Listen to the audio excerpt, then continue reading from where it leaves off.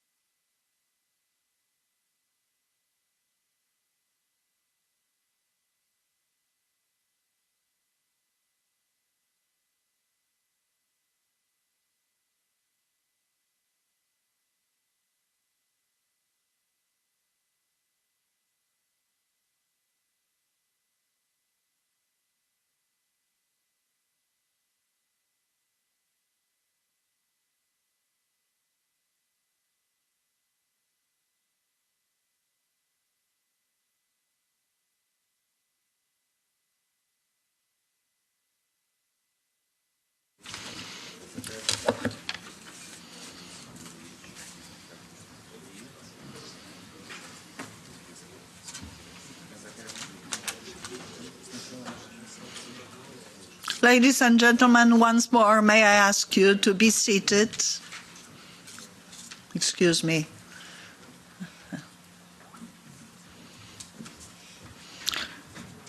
Good morning.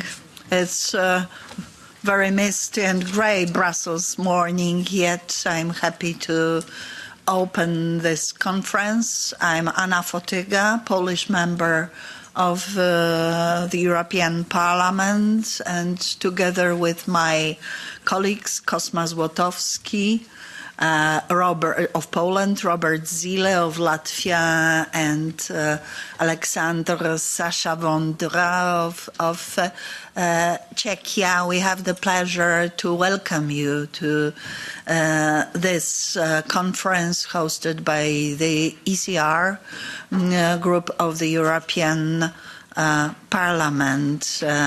I welcome the chair of conferences, forums of free nations of post-Russia, Oleg Magaletsky, and his co-workers, as well as all distinguished panelists. Will introduce them one by one before their contributions. The title of this fifth edition of the conference is about Imperial Russia, conquest, genocide, and colonization. Of course, everything happens in the context of the war of aggression waged by Russian Federation on Ukraine in 2014, and then escalating in such violent, bloody, and criminal way, actually. On February 24th. All of us stand by Ukraine. We do our utmost in order to help Ukraine win this war and push the invader out of the territory as internationally recognized. I simply stated, including Crimea, of course. And here in the European Parliament, with absolute vast majority of MEPs, we support Ukraine in every document, in every resolution taken, despite recent events. For many years already, we are very resolute and decided. Our time is limited, and we have many outstanding speakers, panelists representing both US, Western Europe, my region, Central and Eastern Europe. There are representatives of Ukraine, but actually what is the most important, there are representatives of free nations living within the borders of Russian Federation, and we would like to discuss diagnosis, problems, and possible scenarios for future Russia. Without much ado, I would like to start first panel that is a broad overview of let's say historic context, background of the imperial ideology, because we are going to discuss imperialism of Russia and ideology starting with Muscovy to the Russian to world order, to Russian Mir. We'll like to discuss conquest and exploitation, and starting with times over ages, starting with times of Ivan the Terrible and until current times, so presidency of Vladimir Putin, aggressive policies, ending with the war on Ukraine, and hopefully with defeat of current Russian order, also after defeating Russia in this war. I stated simply, and I know that not all of members of international experts agree with me, yet I put this quite openly. Without much ado, because our time is limited, I would like to start the first panel that I have the pleasure and privilege of moderating. And our first speaker is Professor Brian Williams, well-known American scholar, the tenure full professor of at University of Massachusetts, Dartmouth, lecturer of the University of London, and what is most, from my point of view, also contributor to very prestigious and diverse media outlets, both within the US and overseas. But what is most important, I would like to tell about his two books. They are very relevant for today's discussions. The Crimean Tatars, and the topic is particularly dear to me, and the Chechen Inferno. Professor, floor is yours.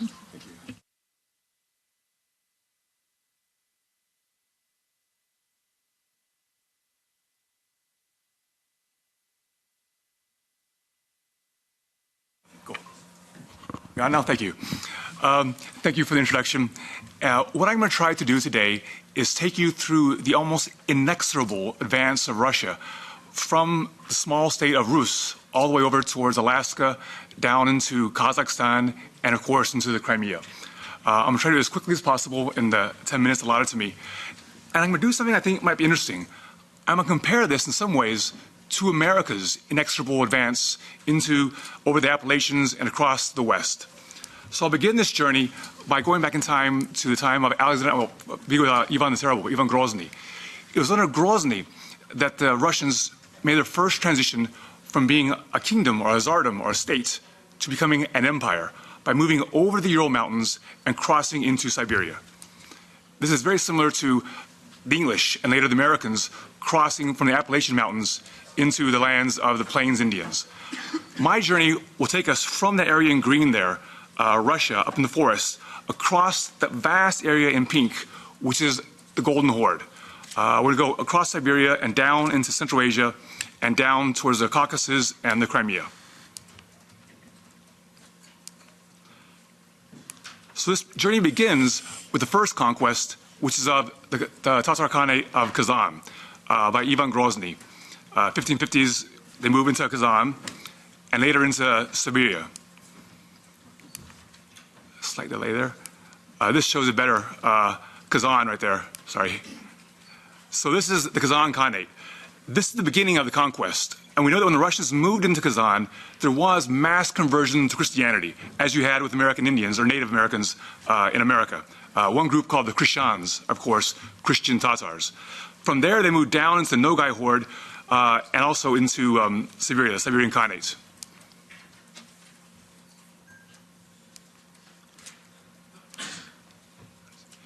Of course, you all know the same famous St. Basil's Cathedral, built to honor this conquest of Kazan under Ivan Grozny, Ivan the Terrible. This map, I think, captures the truly epic nature of Russia's inexorable conquest, moving across the vast forest, the taiga of Siberia, eventually going to Kamchatka and crossing over into Alaska.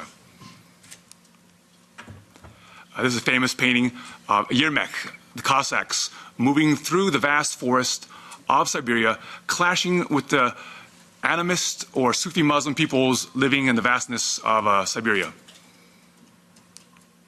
Meanwhile, this is happening at the same time they're having these conquests in the New World by the Spanish. Cortez, Pizarro are moving across Mexico, Peru, using the same technology, modern European technology, to crush the indigenous peoples, the Incas or the Aztecs in the New World. Here we see the native people of Alaska. This is actually in the border of Alaska and Siberia, taken in the early 1900s.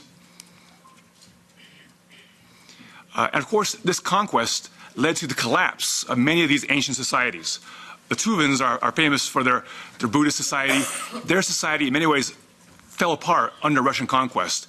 We know Tuvans are being used today as cannon fodder in the war against Ukraine, which is not really their war, but it led to the collapse of many of their ancient traditions and culture. And this map, I think, is important in capturing the scale of Russia's conquest. If you look at the bottom there, you see the subcontinent of India. Look at how small India is compared to this area called Yakutia, which is rich in resources. Here we have the Yakuts. And this map, I think, is useful in capturing the conquest of Siberia. I'm now going to move south from the forest, from the taiga of Siberia, into the land of the Kazakhs. Kazakhs, the Sufi Muslim descendants of the Golden Horde. So there are three sort of major Kazakh tribes, or hordes, the three Kazakh hordes, the Great, Middle, and Small Horde. And below them, of course, are the land of the Uzbeks. This conquest of the open plains was made possible by new technology. Faster loading weapons, tabors, wagons created by the Cossacks to go out in the open plains and clash with the Kazakhs, who'd always been hard to defeat because they were such skilled horse archers. Remember, these are the descendants of the Golden Horde, still using those tactics. But by the 1700s, when the Russians moved south into the open steppes, their archery is no longer able to defeat the Russians, who have better weapons, firearms, small cannons, etc. This movement down south into the lands of the Kazakhs was similar in some ways to the American movements into the lands of the Sioux Indians, Cheyenne. The Indians are Native Americans of the open plains of America, and it led to the disruption of ancient migration patterns going back to the Scythians, or the Scythi in Podolsky. So this is sort of the death of the great nomadic culture of the Kazakhs as they got absorbed by Russia and, of course, ultimately colonized and and brought into the Soviet Union, where their society is completely disrupted.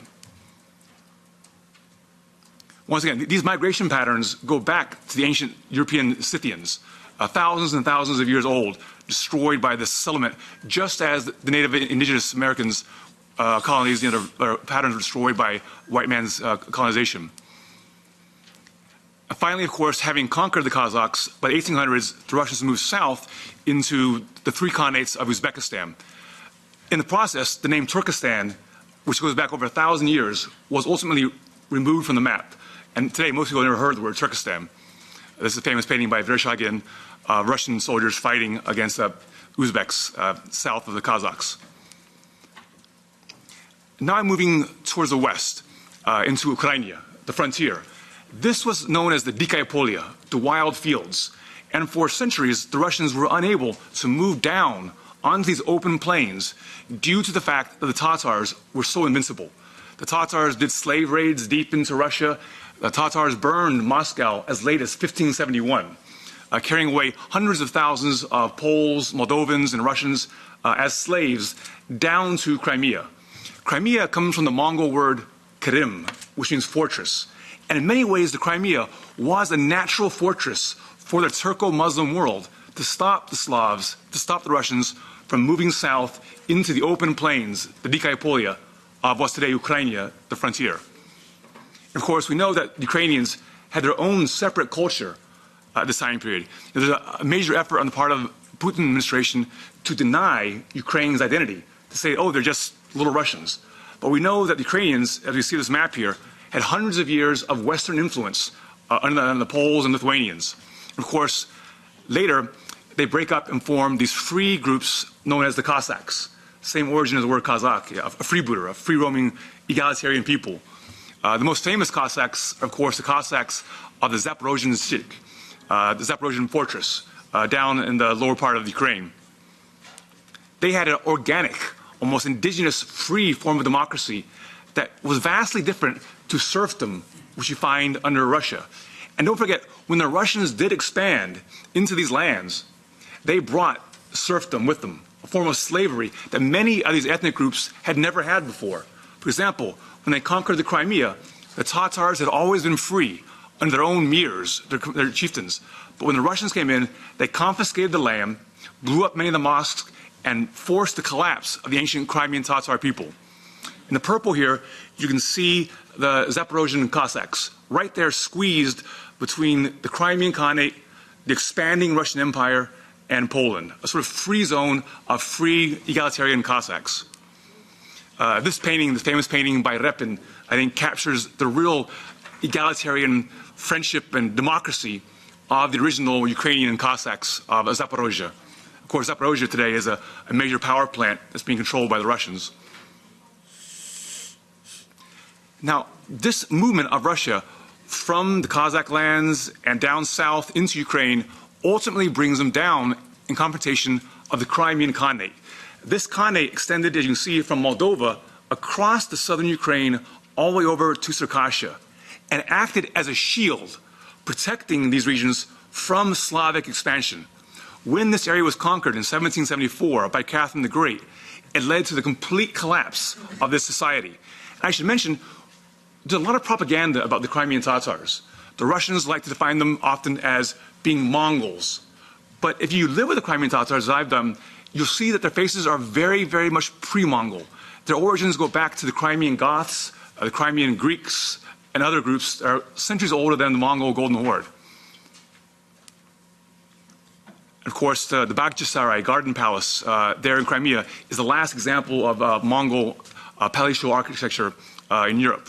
So the Crimea was independent from this time period here, but in 1783, ironically, the year that America achieved independence, the Crimea lost its independence and led to a complete collapse of this society.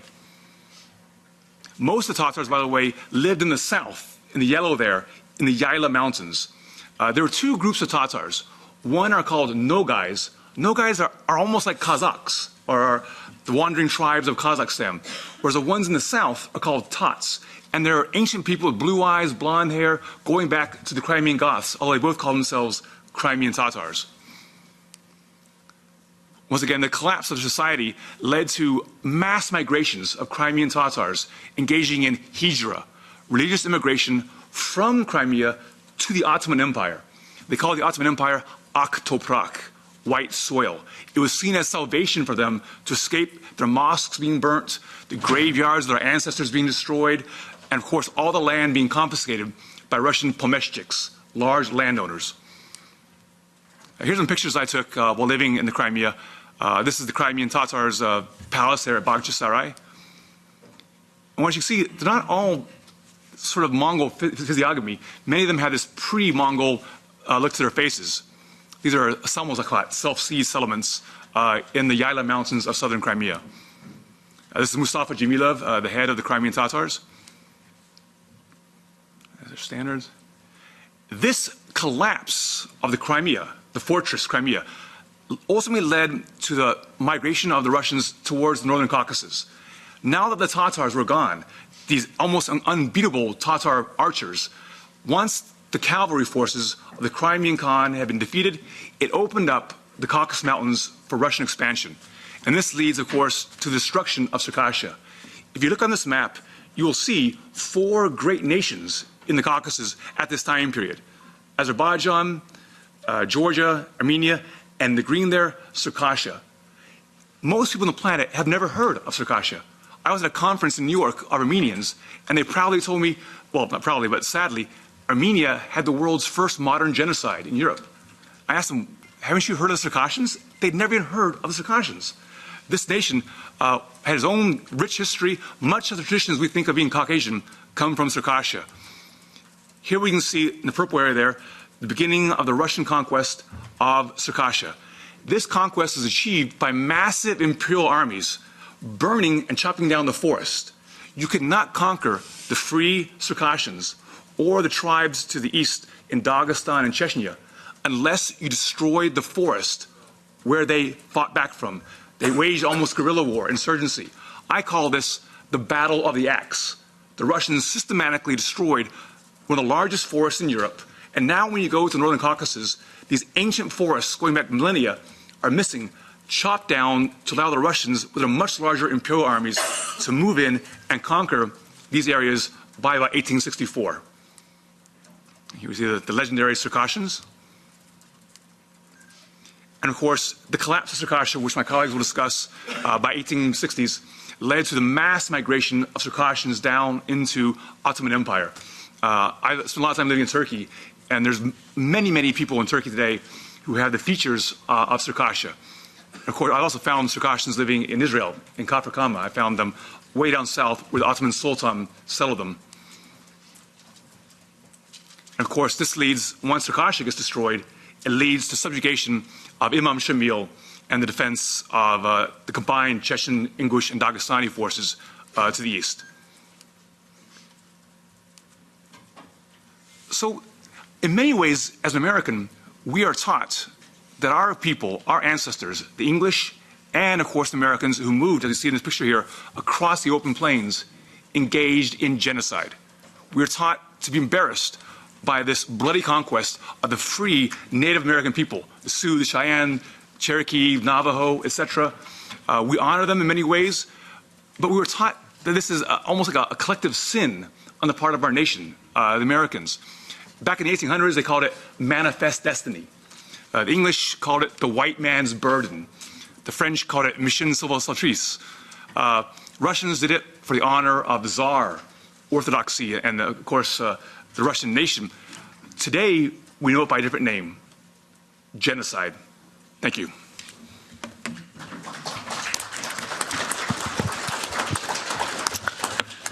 Professor Williams, thank you very much indeed for this broad overview. You mentions so frequently the fate of Circassians nation. And actually, we are proud to host for the second time here in the Parliament a brave representative of this nation, Fatima Tlis, who used to be activists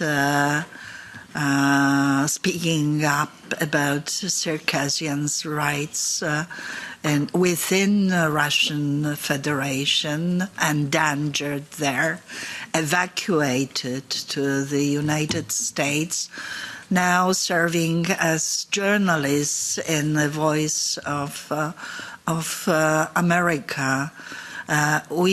We had already a conference dedicated uniquely to genocide of Circassians. Genocide is in the title of our conference, so it is inevitable to speak about modern age genocide first happening to Circassians on territory of Russia and by Russians. Fatima, floor is yours. Thank you. And thank you again for inviting me here, and thank you for giving this floor and this tribune to my people, whom I represent proudly today. As you've heard from Professor Williams and from Honorable Anna Fotyga, my nation, Circassia, doesn't exist anymore. As a result of similar aggression that began 200 years ago, Circassia was eliminated, its territories annexed, its people exterminated and deported. We are approaching the 9-year anniversary of Russia's colonial aggression in Ukraine. Similar, what we see in Ukraine was experienced by my nation, my people. There are at least 6 times more Circassians living abroad than there are Circassians remaining in their occupied by motherland, occupied by Russia. I was born and raised in the Circassian mountains, and when I grew up, I visited as a journalist Circassian diasporas in many countries. They are doctors, scholars, entrepreneurs. They are politicians, generals, builders, bakers. They are assets to their new homes, to their new countries. And like in their new countries, their new countries are different from each other. The Circassians living in those countries are different too. But they have things in common. For instance, they are all longing for Circassia, for the home Russia has taken from them. In the Circassian language, the word for nation is shapk, translated as a foundation. Again, nation in Circassian is a foundation. Today, Circassians of the world live deprived of their foundation. With every passing day, there are less Circassians speaking their mother tongue. There are less Circassians who identify themselves as Circassians, and less Circassians who have connection with their foundation, their shapka. We often hear the phrase, the 19th century genocide of Circassians by Russia, as if Russia's destruction of the Circassian nation was a one-time event that had a beginning and the ending. That is a wrong concept. The Circassians are at the brink of extinction. Re-establishing their nationhood, rebuilding their foundation is a matter of survival. That is a continuation of a genocide. The Circassians today are deeply infiltrated and corroded by the Russian intelligences. They are divided and confused. But most importantly, they are losing hope for ever going home to their beautiful mountains. I'd like to address my people at the end of my speech today. Imagine freedom. You are doing so many great things for the countries that you call your own right now. Imagine doing those great things for your own countries, for your foundation, for your nation, for your homeland, Haku. And believe in that it is possible. Thank you.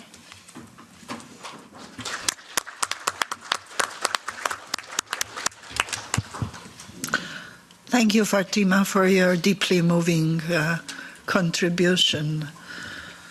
Well, what we learned during the previous conference, and also Fatima's and colleagues from Georgia contribution to that conference, was the activity of Georgia in support of Circassians at a time when we just referred to literature, to 19th century literature, while speaking about Circassians or thought about history.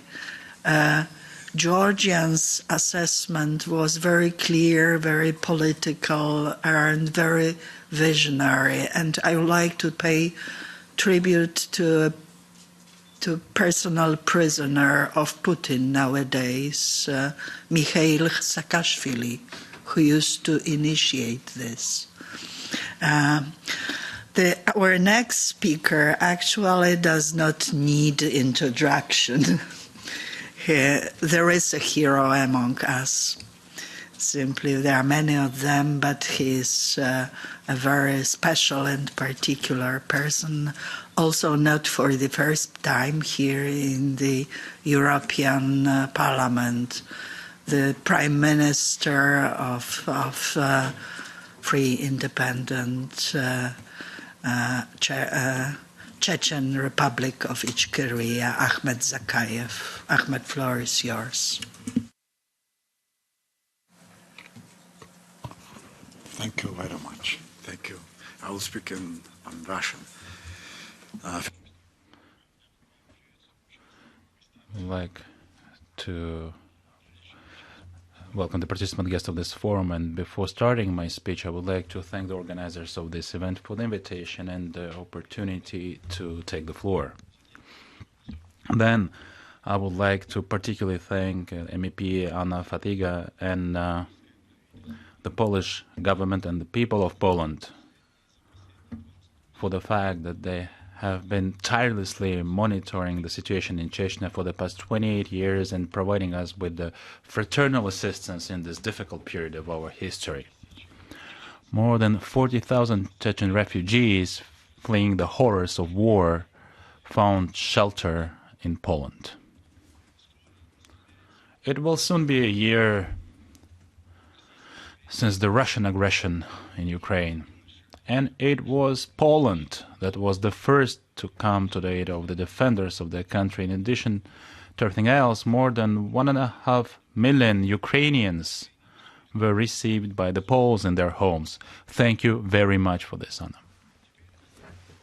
Well, now about the main topic of our conference, about the restructuring of Russia after its defeat in the war with Ukraine. In my speech, I would like to focus on one of its regions, the North Caucasus. The North Caucasus has always played a big role in the history of Russia, and this region is in the geopolitical zone not only of Russia, which controls it, but also of several countries, including Georgia and Azerbaijan. In the Russian Empire, Tsars, general secretaries, and presidents changed. The political structure changed. The monarchy was replaced by Bolshevism, and the Soviet Empire existed for more than 70 years, which was replaced by pseudo-democracy. However, Russia's main attitude towards Caucasians to subdue or exterminate them has never changed. At the beginning of the 18th century, the active phase of the conquest of the Caucasus began through the settlement of its territory by Russian colonists. The process was accompanied by millions of victims.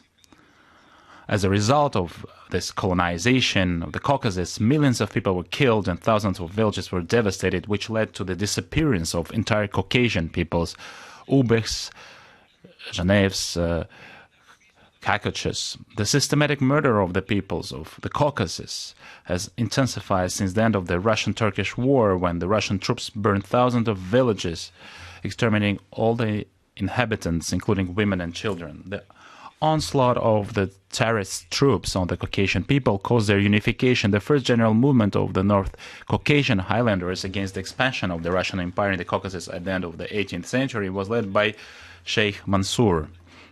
It was a response directed against the cruel colonial policy of Tsarist Russia. The Caucasians had their own historical state, which was destroyed several times by the Russians. In the 19th century, Imam Shamil created the Caucasian Imamate, which for several decades waged an effective war against Russia. The significant numerical superiority of the Russian army made it possible in all cases to drown in blood all the attempts of the Highlanders to freedom. At the beginning of the 20th century, after the October Revolution in Russia, the Gorskaya Republic was proclaimed, which included the republics of North Caucasus. Officially, the independence of the Gorskaya Republic was proclaimed on May 11, 1918, at a peace conference in Batumi.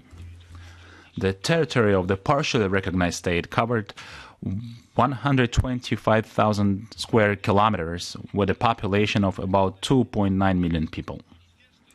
Ministry of Foreign Affairs of the Gorskaya Republic, limited by diplomatic non-recognition from the victors in the First World War, in particular France and Great Britain, and under these difficult conditions, the Gorskaya Mountain Republic signed recognition treaties with the Ottoman Empire, Germany, Austria, Hungary, and Bulgaria.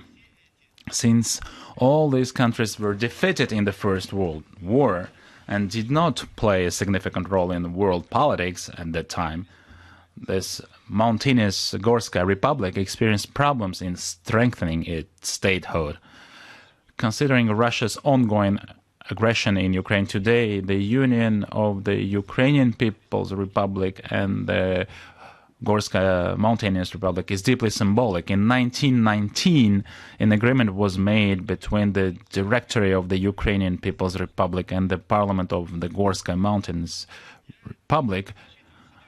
I'm not going to state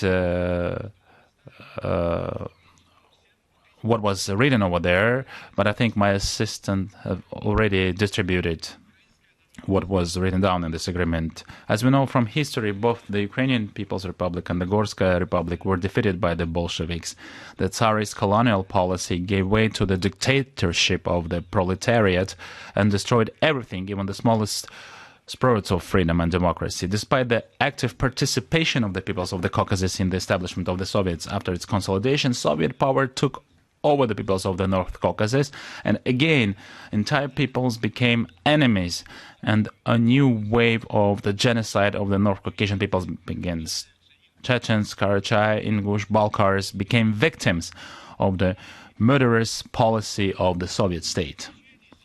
After 70 years, a new era begins in the history of the Russian state, and it is accompanied by the practice of intimidation, terror, murder, and violence, not only in the North Caucasus, but also Moldova, Transnistria, Georgia, Abkhazia, Ossetia, Azerbaijan, Nagorno-Karabakh, Ingushetia, and the Chechen Republic. But Caucasians never ceased to use the slightest opportunity to free themselves from the colonial yoke and revive their united statehood. After the collapse of the USSR, the Chechen people used their right to independence and declared on September 6, 1991, the day of the restoration of the state independence of the Chechen Republic.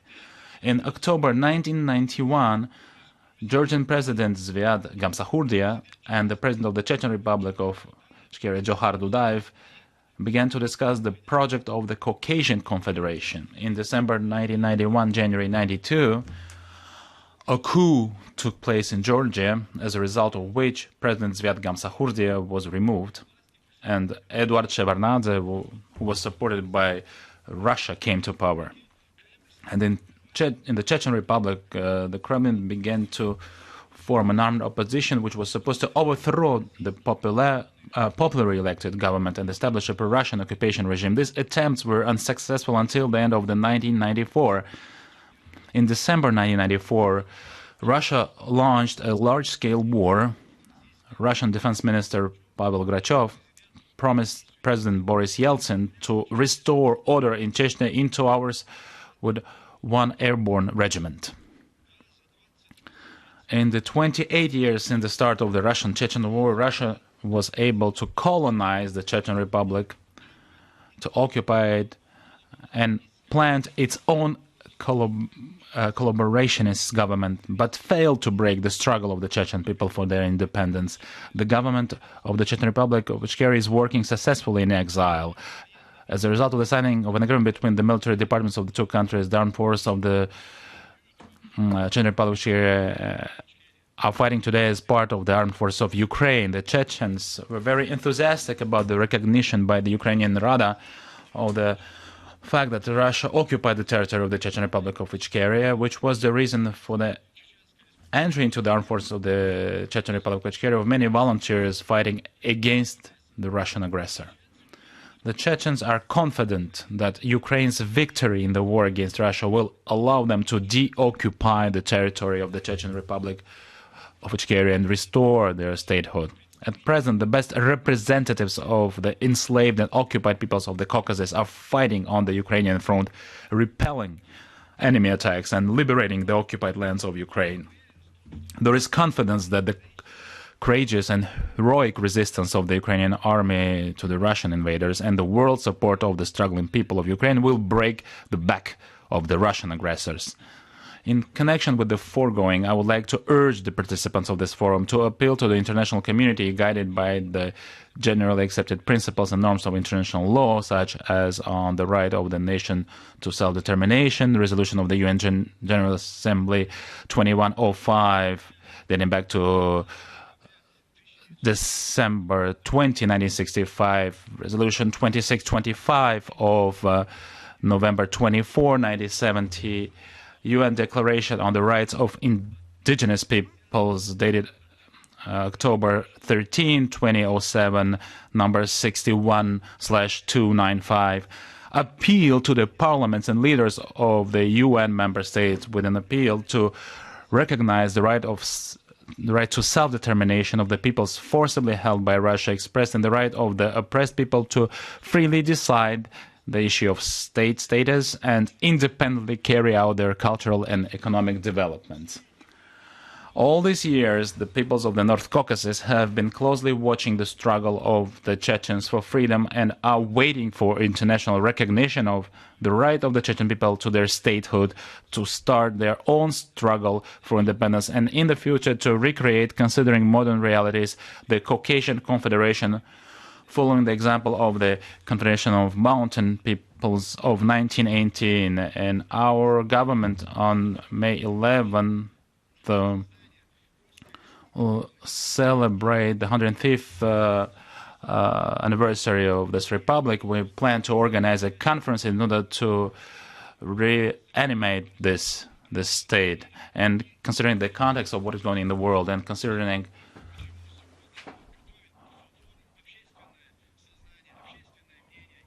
what is going on in the international community, we see the necessity of restructuring, reforming the Russian state to create a new state. And in this context, I think that it will be very important to come back to this Gorskaya Mountain Republic, which was recognized by the tens of countries of the international community. And I think that this project will find support, would it be in Washington or in the EU. Our Minister of Foreign Affairs went to Washington with this project, and I talked with Anna Fotyga today, and will present this new project of this new state here at the European Union, and we'll present it to Anna Fotyga over here. Thanks for your attention, and thanks for having listened to me over here. Thank you very much.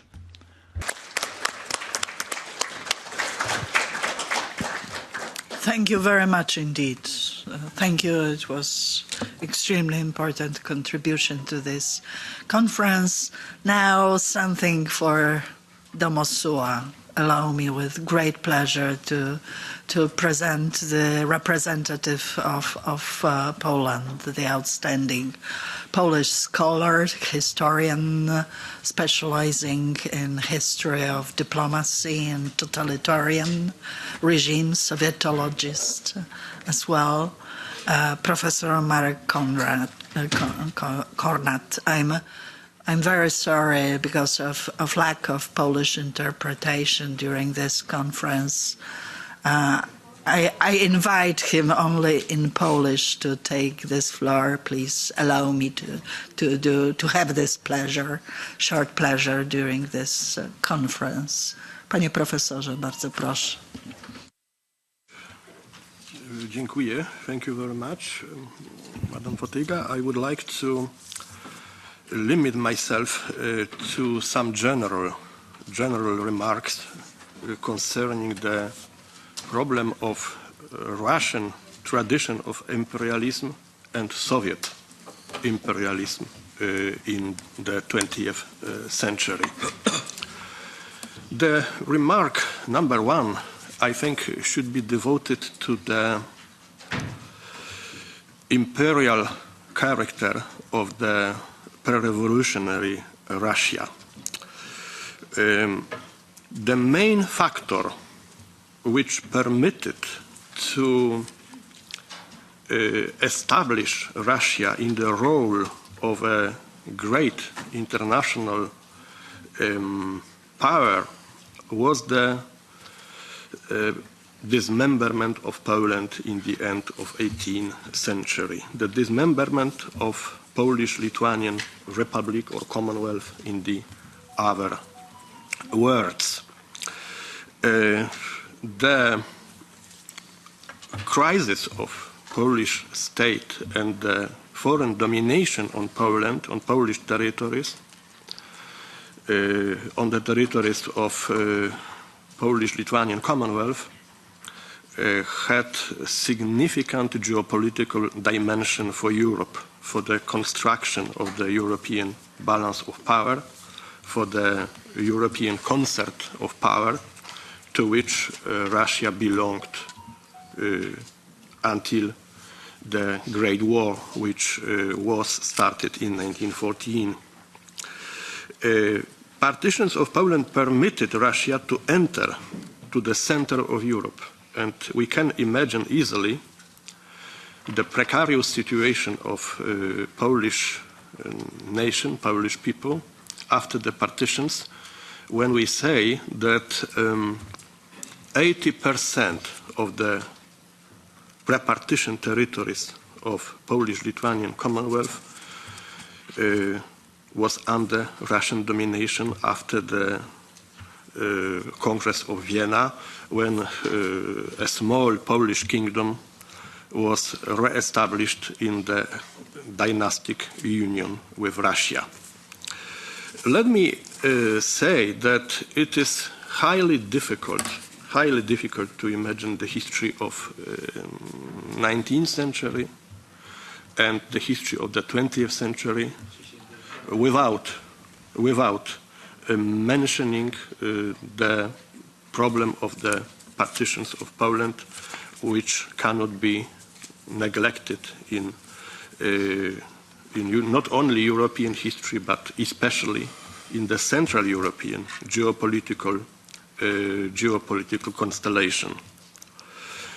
The durable consequences of the partitions of Poland are present in contemporary geopolitical situation, because Russia was the benefactor of this situation, of the partitions of Poland, and it became the great power after the collapse of Poland and Russia entered to the center of Europe.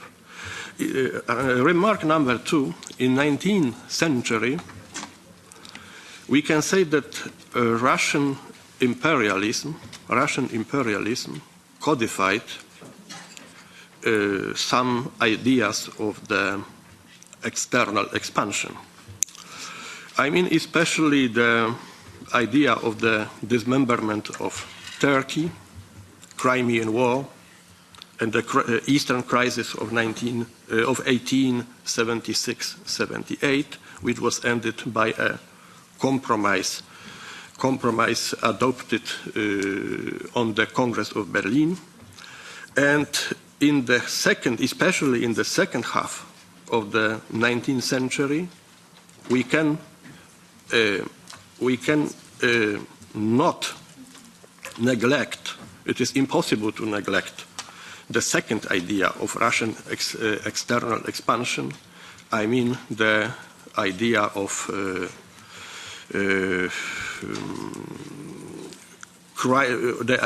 dismemberment of Austro-Hungary, of Austria, which was strictly connected with the idea of Pan-Slavism. This was one of the reasons, principal reasons of the Austro-Russian conflict, which led Europe to the war in 1914.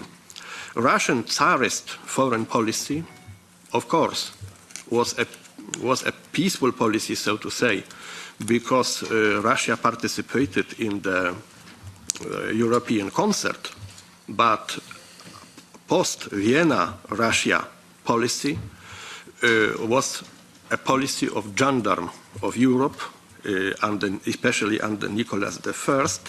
And secondly, we have a visible coexistence of the participation in the European concert of powers with the ideas of external expansions against Turkey and Austria especially. The reflection number 3 in my short overview, we must devote some time to the collapse of the Russian Empire in 1917 and to the political disorder in Eastern Europe after the collapse of Russian monarchy and the two revolutions in 1917. This disorder is not neglected in historiography of Russia and Europe. I will be speaking on rather well-known facts in history, but I think that Polish historians should observe that it was a turning point in European history. However, it appeared finally impossible to reconstruct new, de-imperialized Eastern Europe without Russian Empire. This idea belonged to the main conceptions of Marshal Piłsudski, as we know, and he should be mentioned as the architect of the Polish-Ukrainian alliance. We can generally, in some words, say that Piłsudski had two ideas: the idea of federalism with Lithuania and Belarus, and to re-establish Ukrainian state.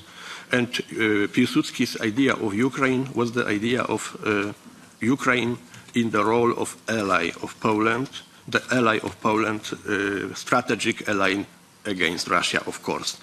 The alliance of April 1920 appeared finally unsuccessful, as we know, and Piłsudski's program was given up after the victorious war against Soviet Russia.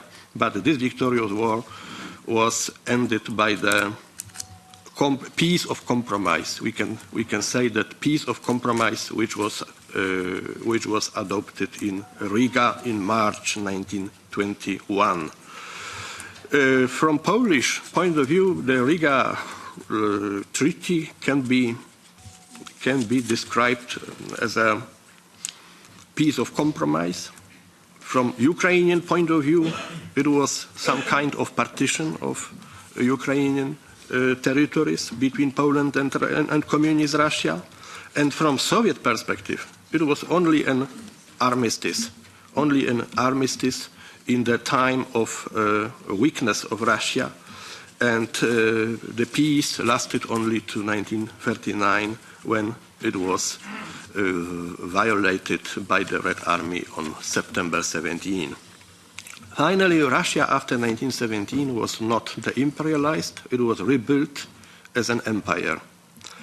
Intensive Sovietization of non-Russian nations inside the Soviet Union in the Stalinist era became the instrument of communist utopia, but also of domination, communist domination of this empire of new type empire.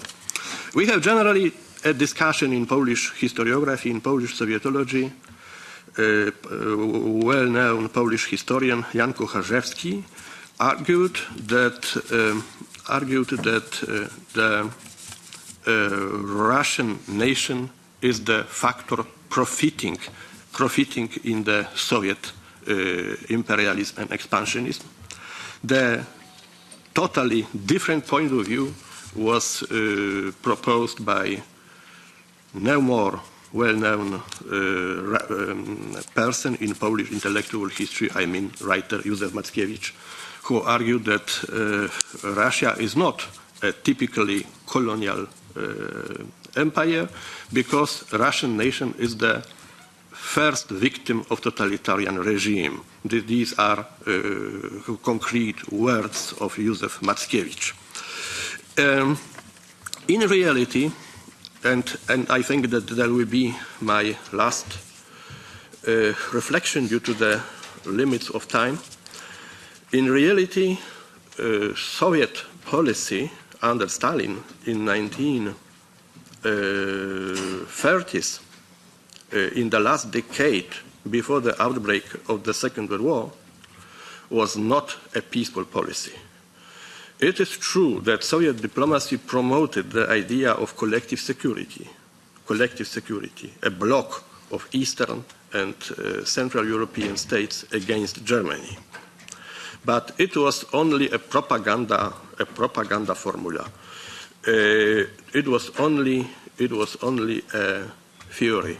In reality, Soviet Union in 1930s wanted to rebuild the domination on Central Europe, on these territories which were lost after the crisis of the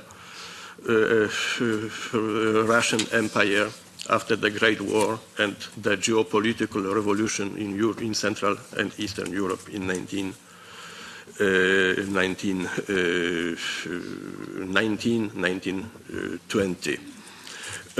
For Russia under Stalin, for the Soviet Union under Stalin, there were two possibilities to achieve the main aim in cooperation with the Western powers.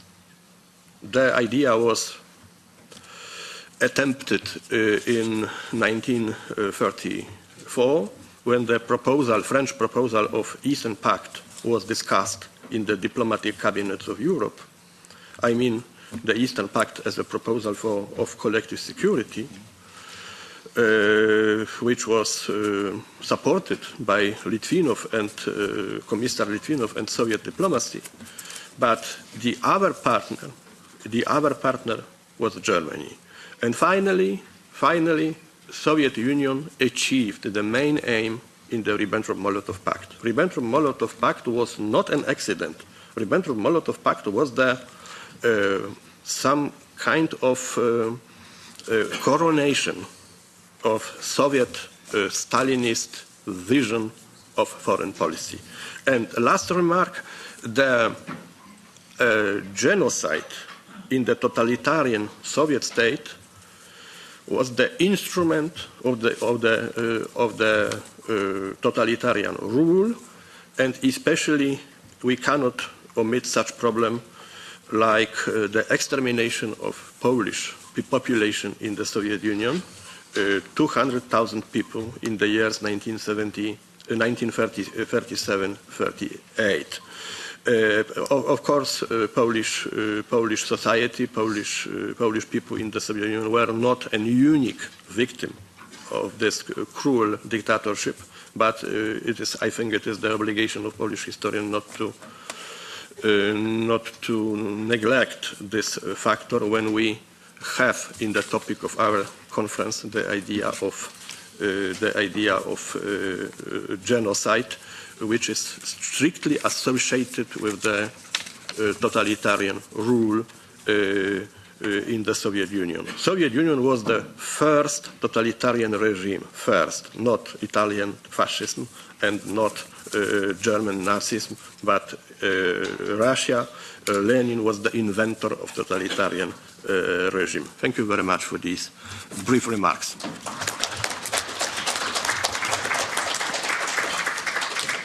Professor Kornat, thank you very much indeed.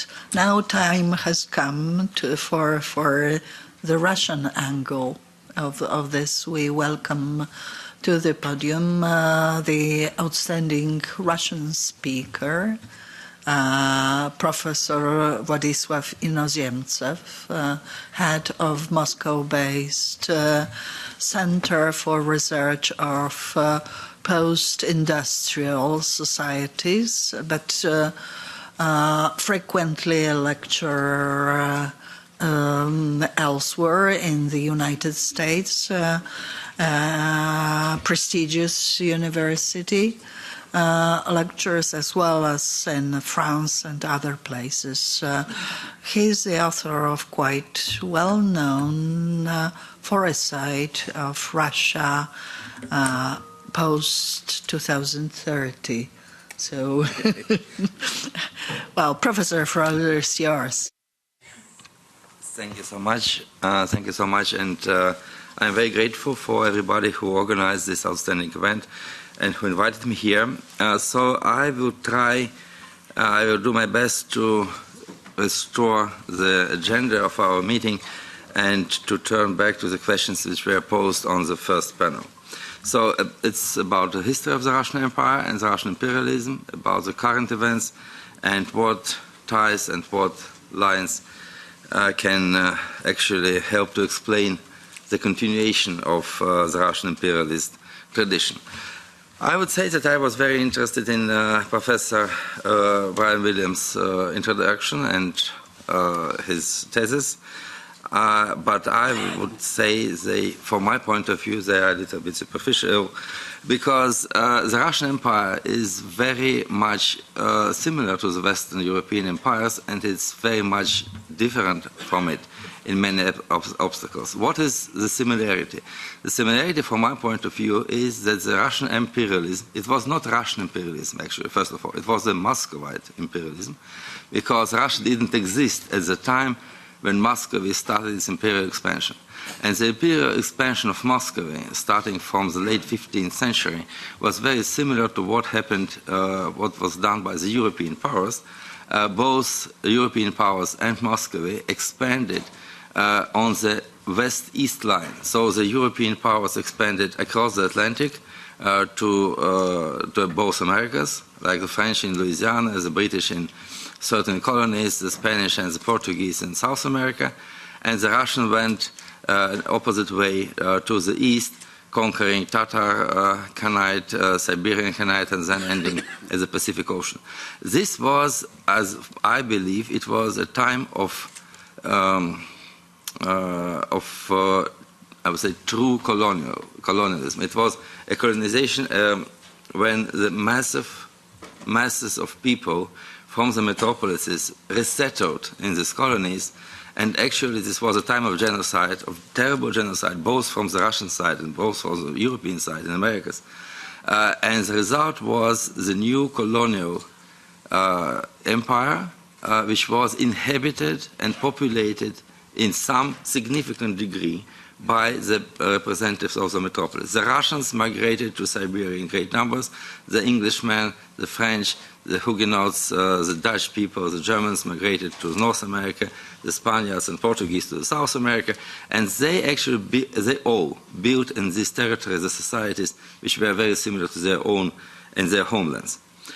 The second part of the colonial process came around 200 years later, when once again, both European imperial powers and Muscovy, I would say later Russia, turned southwards when the Russians invaded Caucasian territories, Central Asia, Crimea, territories which were previously occupied and controlled by Turkey, and the European powers turned south to India, the partition of Africa, Indochina, and or other places. What was very particular in this case, that neither Europeans nor the Russians never made the majority of population in the southern territories. Nor in Rhodesia, nor in India, nor in Tajikistan. The colonial powers never have a huge presence of their own population. It was a kind of military control. And now the second part, what differs the Russian Empire from the European empires? The Russian Empire expanded gradually, while the European empires expanded from time to time. So in the late 18th century and the early 19th century, the European empires, the first European empires collapsed. And the United States of America, the nations like Brazil, Venezuela, Colombia, Argentina, Mexico, they appeared as independent nations. In Russia, it never happened. Russia made another wave of expansion, when for the Europeans it was a subsequent wave. For Russia, it was, another wave, like a Matryoshka empire. So another very big difference is that all the European imperial expansion appeared only after the corresponding European countries became nation states. Spain started its expansion into Americas in early 15th century after the reunification of Spain in 1492. French expansion, overseas expansion, was also following from the creation of French unitary state under the Louis XIII. Then the same with England. The same Portuguese were the first consolidated states in Europe since 1382. Never Prussia or Piedmont had a colonial experience, because they never, as they became nation state of Italy and Germany, they started this expansion. Empire of Muscovy was very different, because Muscovy was never a nation state. And the empire it created, which was actually occasionally named Russia, called Russia since the middle of 17th century, was also never a nation state. It was an empire in itself. So therefore, the European nations, they were later reduced to their original territory, and this was, of course, a huge and a very painful process. But the Europeans, they recreated their identity, because they have it before, and Russia has very different situation in this case, because when the Russian Empire collapsed in 1991, it was a real tragedy for the people, because there are two major points in Russian history. First of all, Russia as Russia appeared when it actually annexed or appropriated, I would not take much sense of the word, the eastern Ukraine in 1654. Since this time, the titles of the Moscow rulers became the Tsars of Russia, from the Great Count of Moscow and the Tsars of Rus. And so therefore, for Russia, part of Ukraine and Belarus and all these territories, they seem to be an integral part of what was called Russia in ancient times. And therefore, it creates a huge identity problem for the Russians. And it's not only Mr. Putin who is responsible for the war in Ukraine, I would say, but the Russian people as well is very much supportive of it. It's a very sad story to say, but I would tell you that it's not only a Kremlin project. It's in many cases it's a project of the Russian people who understand its history in this way.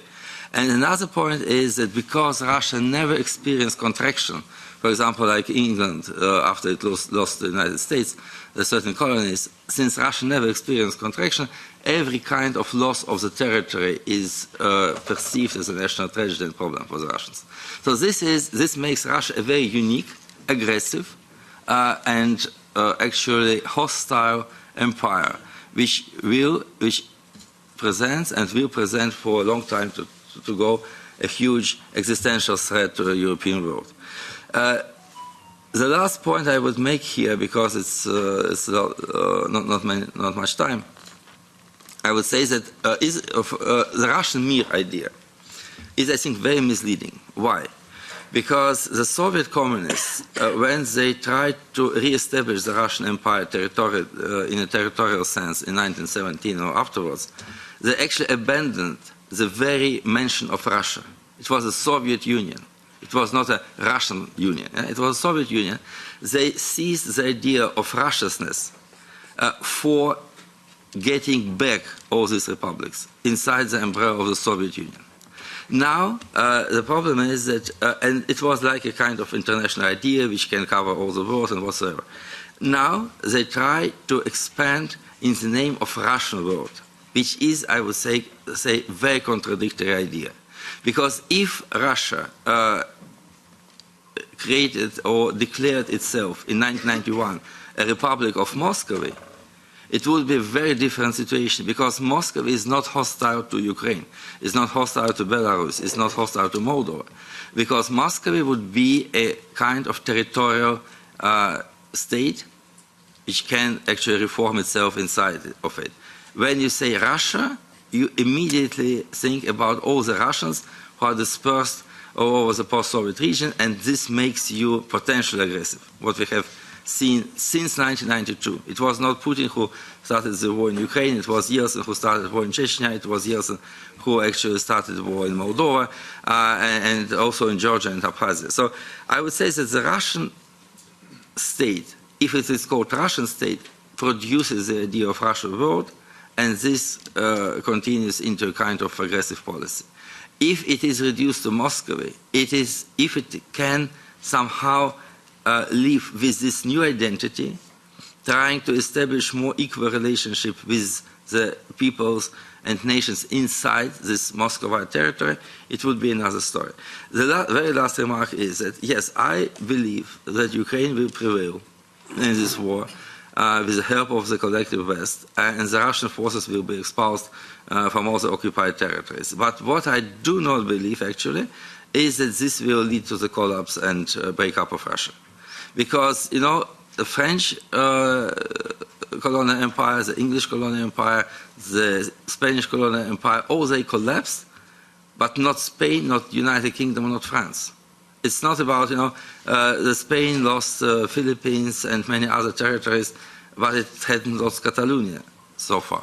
So therefore, I'm not so sure that there are a lot of prerequisites for the Russian state to collapse and to be split over. But anyway, we are now in fight with very specific empire, and we should very carefully analyze what the kind of empire we are facing. Thank you. Thank you. Thank you, Professor. Now I kindly ask our staff to initiate our first remote connection. Our speaker is Bjorn Safranov, representing the activist representing Lapland Republic from Murmansk.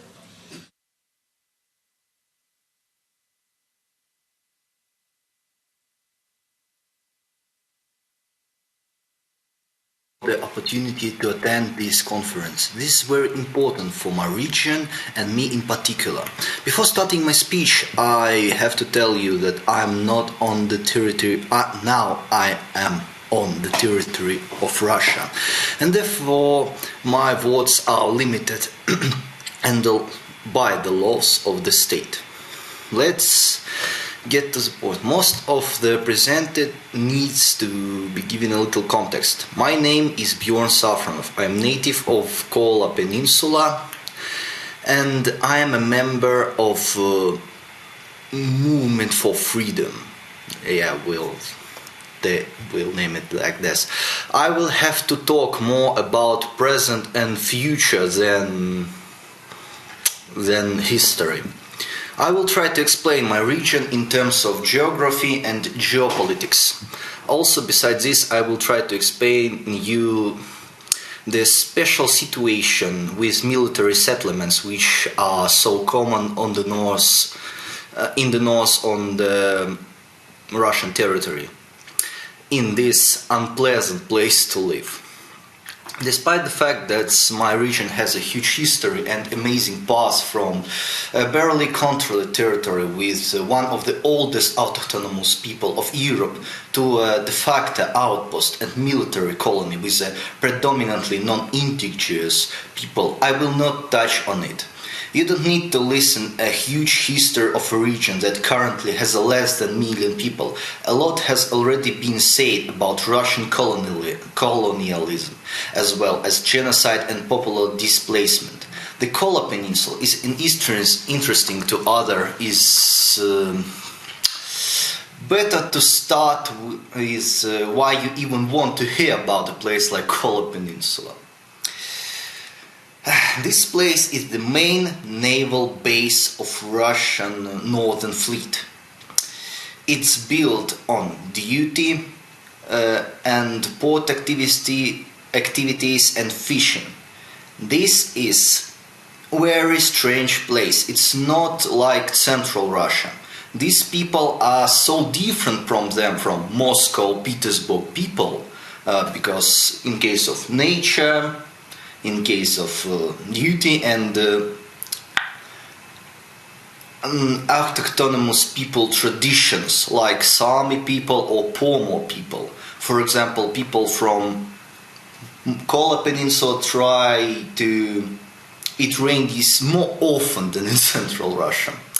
But this is one main question about this region is why I am talking about right now. Because in the Russia-Ukrainian war or specific military operation like it's called here, we can see the very interesting social institution of imperial legitimacy. Imperial legitimacy is what now creates loyalty to the Putin regime from military power. It's important to understand that now the military is not fighting for the country, they are fighting for themselves and for the right monarch. This is very strange thing since the oath of the president is given only by the troops of National Guard, and all other troops gave it to the Constitution of Russian Federation. But since in Russia Constitution is a piece of paper with the sake of with nothing is hidden, no sacred meaning, no legal force, absolutely nothing. This is why if the president is demolished and has no hair, then the troops will fight only for themselves. And a funny situation following from this. I'm going to have to give honest but unpleasant information from now. You see, the policy of military settlement, the northern region of Russia have a large part of population included in military organization or directly depend on it. Therefore, it's impossible for some regions to consider the option of demilitarization. This will literally force these people to fight to the last breath. Look for opportunities in PMCs like Wagner scope, create new military organization and also create something like criminal gangs. But if they will get an alternative, if you will say that demilitarization will affect only on the Russians or something like this, these people, after the collapse of the image of Putin, which is already happening, will clearly support our tendencies to freedom. These people will do anything to keep their profession in which they have been far so long. They have no future without military specialty. This is what they studied for and where they receive money. Their whole identity is based on what are they. Therefore, this action is extremely important for them. But after receiving freedom, they can serve the whole community. Their craft can be directed to a good deed. They are good sailors. I'm studying in the Murmansk Marine College. I understand this. This is very important part of the Kola Peninsula region. This is extremely important for them. They will, of course, they will understand. Now they are understanding that the main problem of our region is unfortunately rulers from Moscow, because the government just tried to stole all their efficiency and relocate all our resources to Moscow. It's not like regular Siberian resources like oil or coal. It's more important, it's people population. Modern Moscow colonialism is about replacement. A lot of people from their origin, from their original place for living, and try to make them Muscovites through the very strange process of living in central Russian city. This is absolutely different from any part of Russia. It's more like huge, extremely huge city-state with all Russian territory under colonial government. Because not a lot of you know, but in Russia we cannot elect our governor. We cannot elect anyone. That's and only one true election is usually in Moscow. That's why I should say the modern Russian colonialism is the big threat for all people from the Russia. You know, a lot of migrants in Moscow, like from Caucasian region, from northern parts, all they are trying to do their best for getting better lives, but in the time they will corrupt under this strange empire. Sorry. I would also like to say about the problem of the extinction of autonomous people. I'm Karel, who lived in the Sami village. I know a lot about the basic of the extinction of entire ethnic groups, how it goes. To perceive ethnic groups, it is necessary to preserve the traditional way of life. We have example of other countries in Scandinavia where the Sami population is only growing and it's already reaching at least some serious number, like in Lapland, under Finnish or Sweden or Norwegian control. We see there's 20, 30, 40,000 of people, but in Russia we see a decline, extinction of the Sami. Sami art is marginalized. It's like a Stone Age war. Interesting. There is just no respect for any other culture than the modern Muscovite culture. It's not even Russian culture. It's just modernistic simulacre of culture that they try to give to all people, all ethnics in Russia. This is some monstrous kind of nationality. It's not like about original Russian or Slavic people. It's only about this simulacre that Moscow creates. Thank you for letting me saying that. That was very important for me, for telling you that things. Especially thank you for Mr. William. He saved a lot of times for everyone here to explaining how actually Russian colonialism worked. Thank you very much indeed, Mr. Safronov. There is huge applause, so it was important for all of us. Thank you. Now I would like to give the floor to Anvar Kurmanakayev, representing the Nogai Republic, member of the National Political Center, of Nogai National Political Center, political activist. Floor is yours.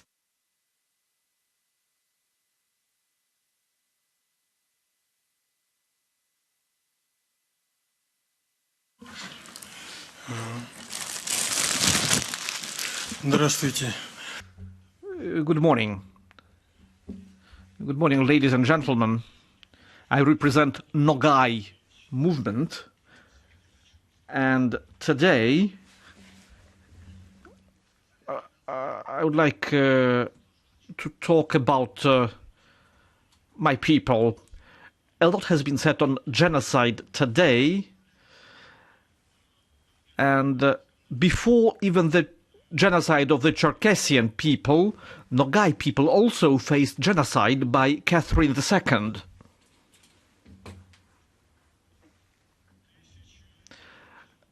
It was in 1783, 1st of October, genocide of the Nogai people. Before, it was 1,200,000 people in Nogai horde. And they lived in the Caucasus, up to the steppes of Crimea. 5,100 of them were annihilated. They were displaced. All the other people were displaced in other regions. Small settlements remained. So now we are very small people, present nowhere. So we are 100,000 people today, and we live almost everywhere in small settlements, so no one can hear our voice. So first of all, we lost our Astrakhan Khanate, the capital of Nogai horde. And this city has been occupied for the last 500 years. 200,000 Nogai people live there, and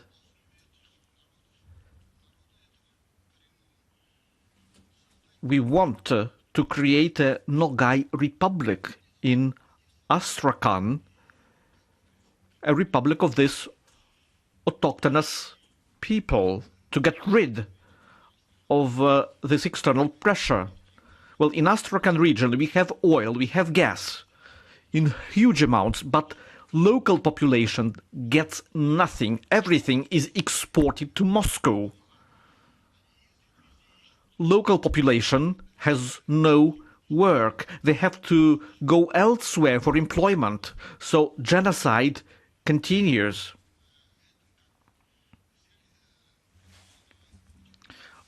A lot of representatives of our people was mobilized, was drafted to the Russian army to wage war in Ukraine, which is also maybe considered as an act of genocide against our people. And I would like to stop this genocide. We need to do something with this empire. Indigenous people should get their lands so that they can be their own masters. An empire can create nothing. Pushkin, Lermontov, other Russian writers, read them. They reinvented in the Russian language some local tales. They created nothing themselves. An empire can't be creative. Only free people can create something. If you want our world to be better, if you want to have progress in our world, if you want to have economic growth and general prosperity and well-being, then we need to get rid of the empires, free the people, and give them possibility to develop themselves. That's the only way towards peace. Well, I believe it is so. So, today, I would like to make an appeal to the whole world. Please recognize the genocide of the Nogai people. 1783, 1st of October. Every year we commemorate this date. We mourn its victims. Lots of peoples were killed. And it's history today. You can read about it in public sources. Well, and it's a nightmare the story of what Russian soldiers did in our territories. They just took small babies by their legs and they hit their heads against the walls while laughing. I believe no people should experience anything similar anymore. Thank you.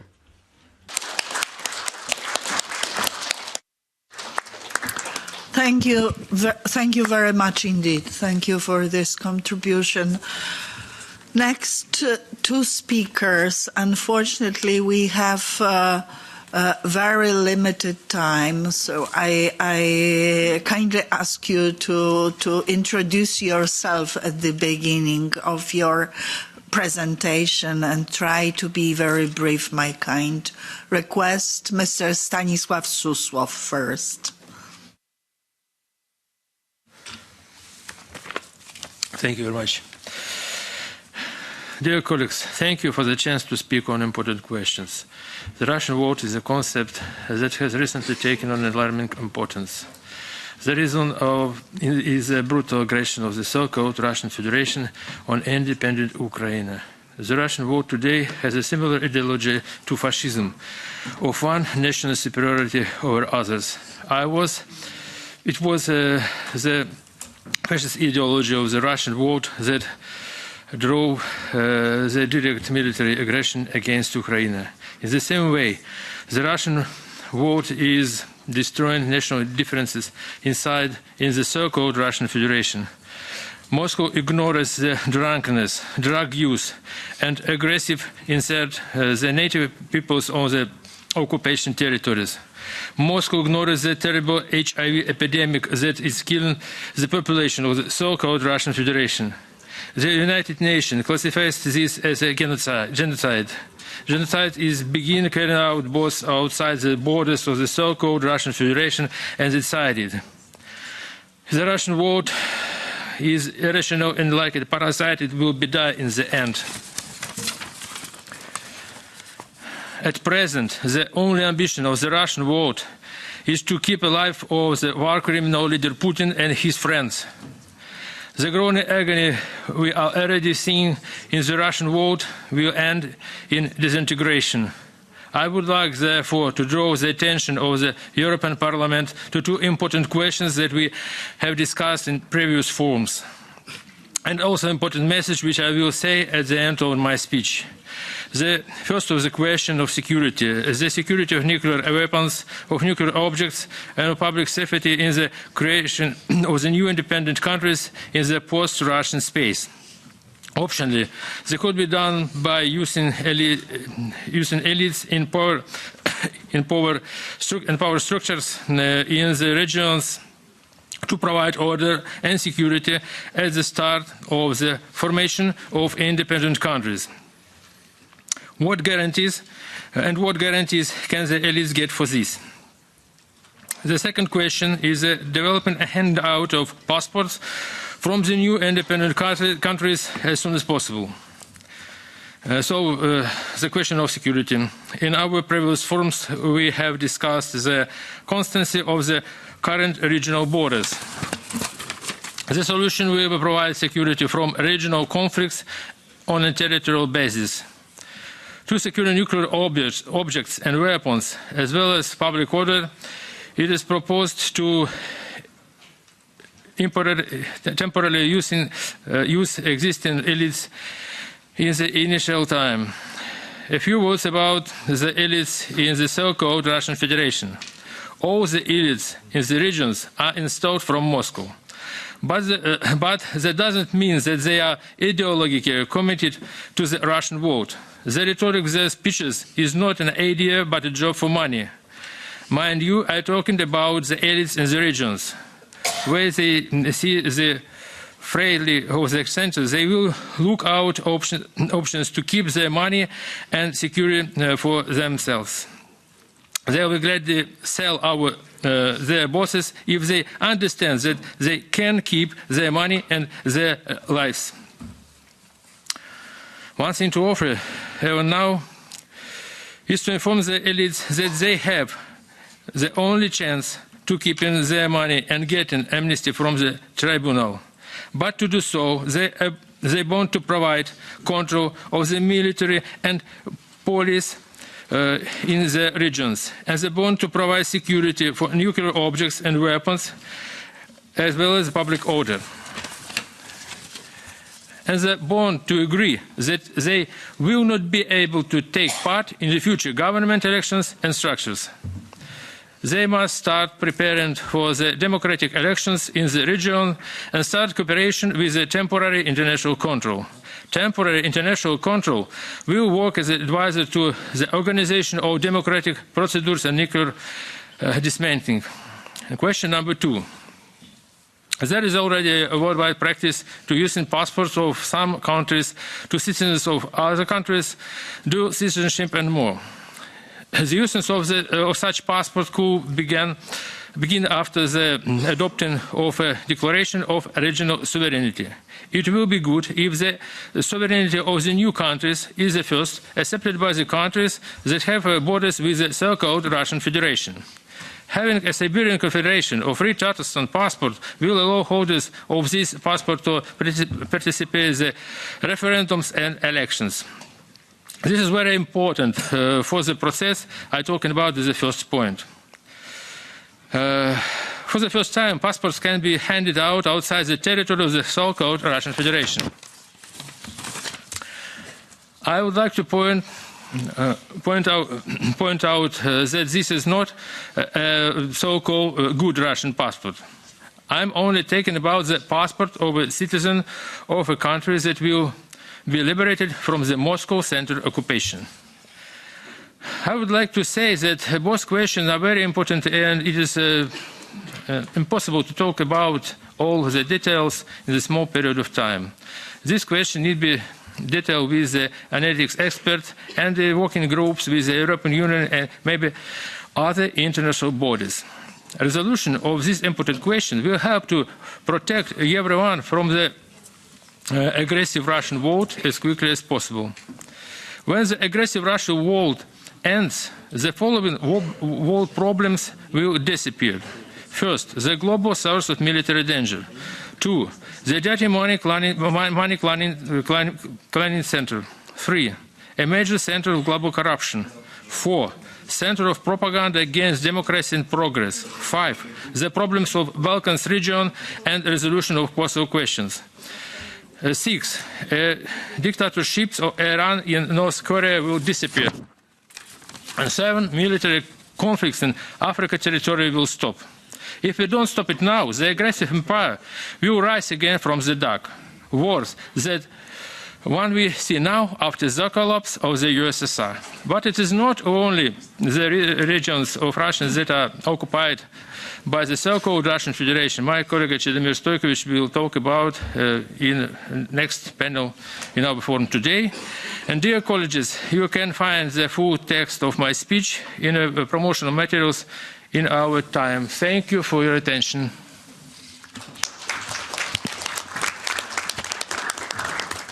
Thank you very much indeed. Apologies for a short time of contribution. The last speaker of this panel is Artyom Tarasov. Please introduce yourself at the very beginning, the representation.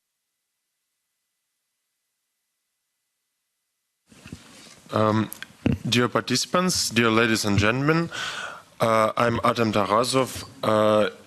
I am legal researcher and humanitarian worker with refugees, and I'm glad to welcome supporters of independence of different lands and nations. I'm glad to see free people here, and I'm also glad to see representatives of European states, politicians and public figures. I want to welcome you and thank you for being here and for communicating with us. I represent the supporters of the independence of the Pskov land. For us, that's the subject of our event, and in particular the first panel, is very relevant. Major historical events are taking place before our very eyes.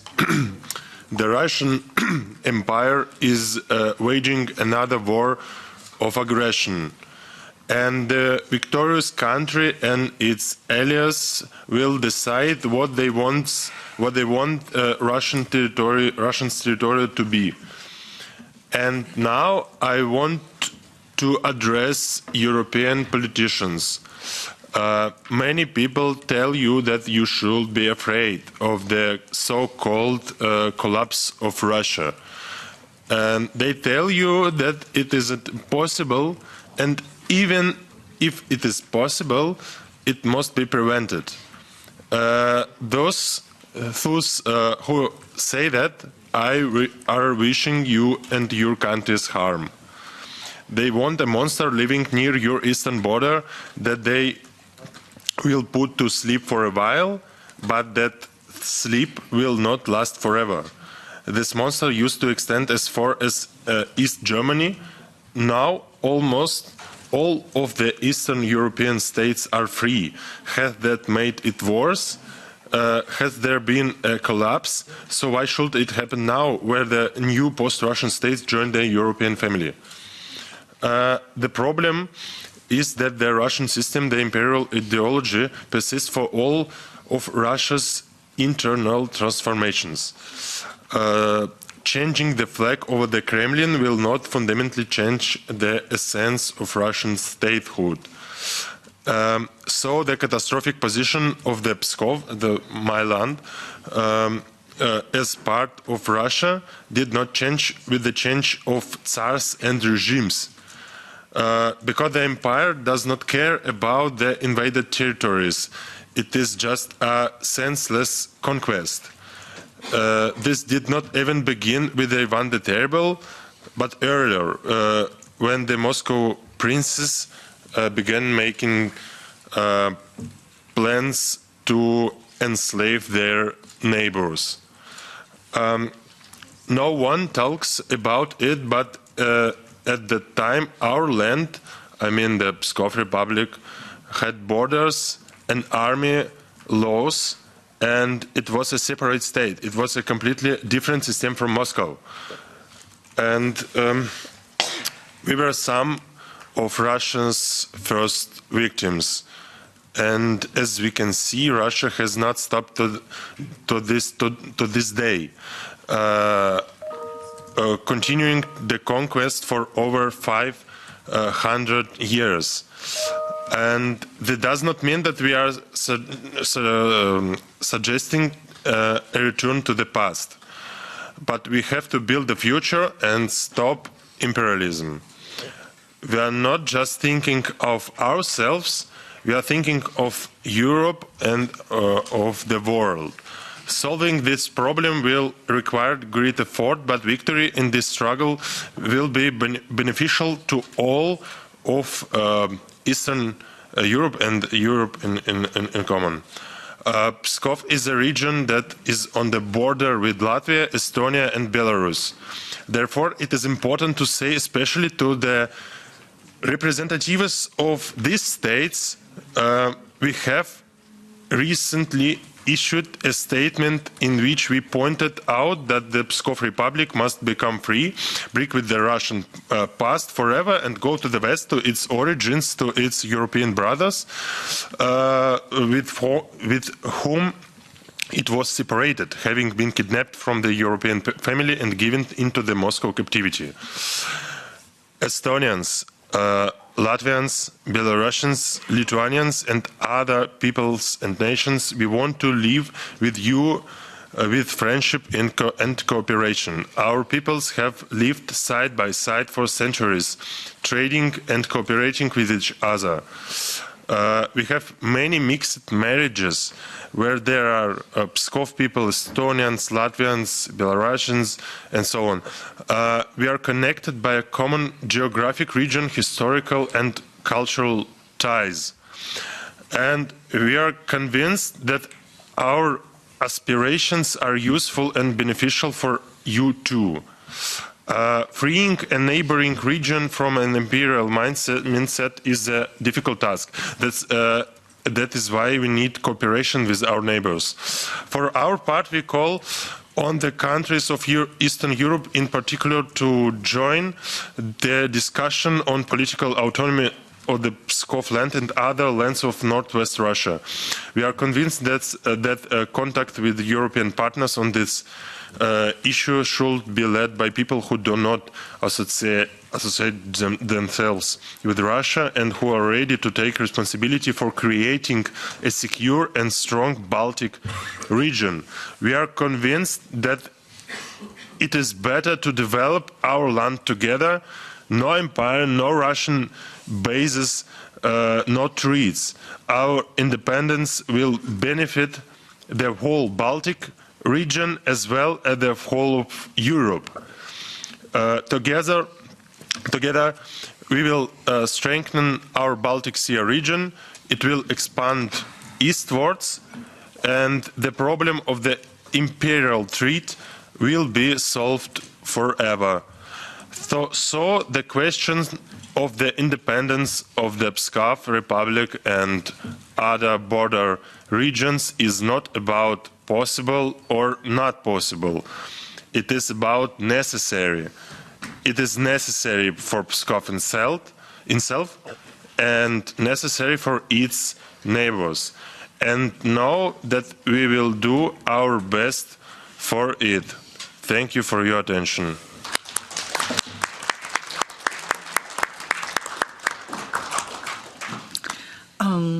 Ladies and gentlemen, that concludes the first panel. Let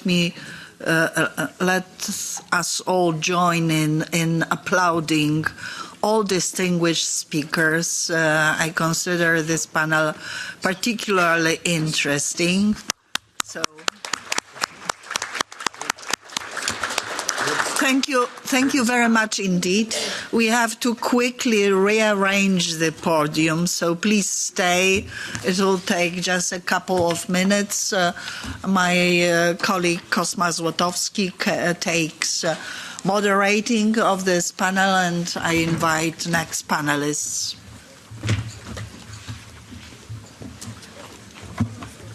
Thank you. Congratulations. A little technical glitches there. Oh, you zoomed through with a motion power much more than anybody else. The whole conference today,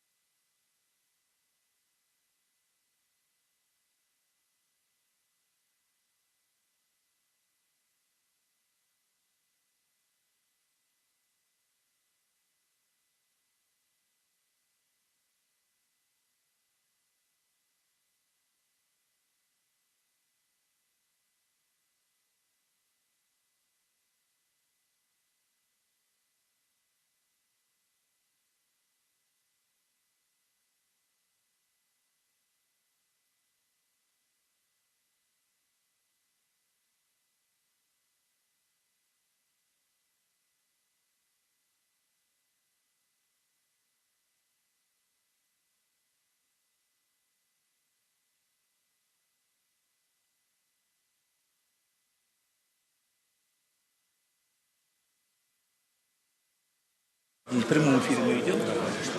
Пару слов тогда вообще, кто организатор, какую цель преследует. Представьте себе это. Мы просто помогаем, мы соорганизаторы этого мероприятия. Нам тоже интересен сам процесс.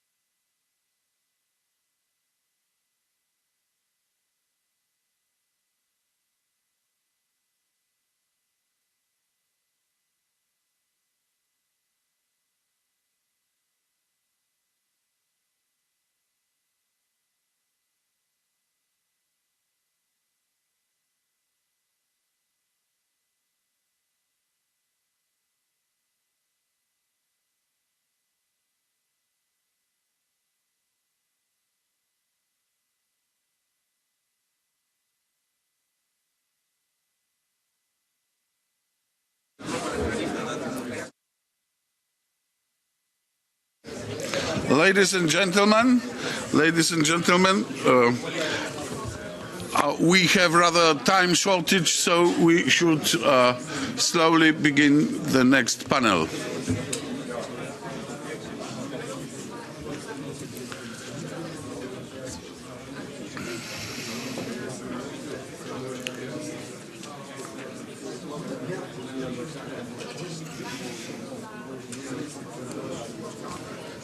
Rafał!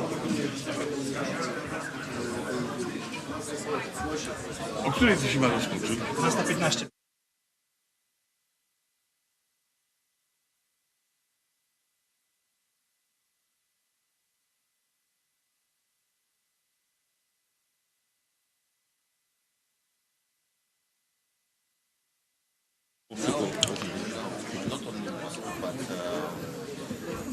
Ladies and gentlemen, please take your seats.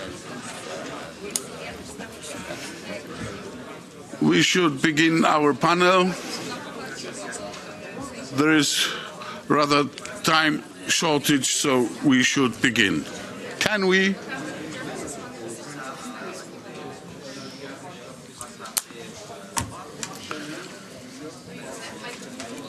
Well, so let's start.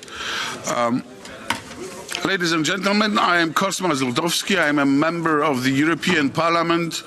I am co-worker of Mrs. Anna Fotyga, who has organized this conference. I am a member of Peace Party, the ruling party in Poland now, and a member of ECR group in the European Parliament. Well, we have a war, and the war that Russia has declared on Ukraine and the entire democratic world has tragic consequences for all of us, but including its residents. Of course, certain privileged groups are able to avoid participating in the fighting and enjoy relative normalcy. But for hundreds of thousands of citizens of the Russian Federation, it is a brutal reality sweetened by propaganda only. Can this conflict lead to the disintegration of the relic of colonialism that Russia is? What price are ethnic minorities and regions far from Moscow and St. Petersburg paying for the war?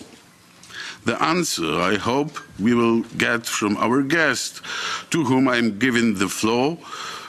Please, dear panelists, introduce yourself shortly, and I hope it will be a fruitful discussion. Our first panelist is Mr.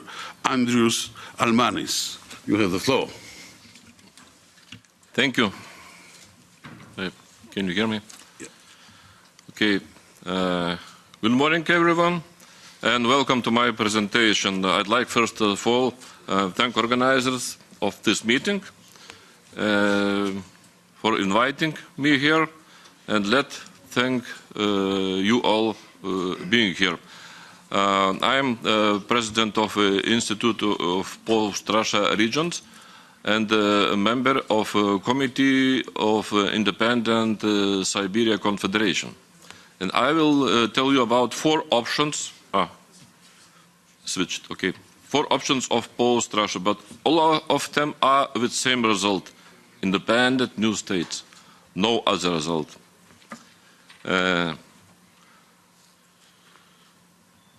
First option, the best option. It is the shortest way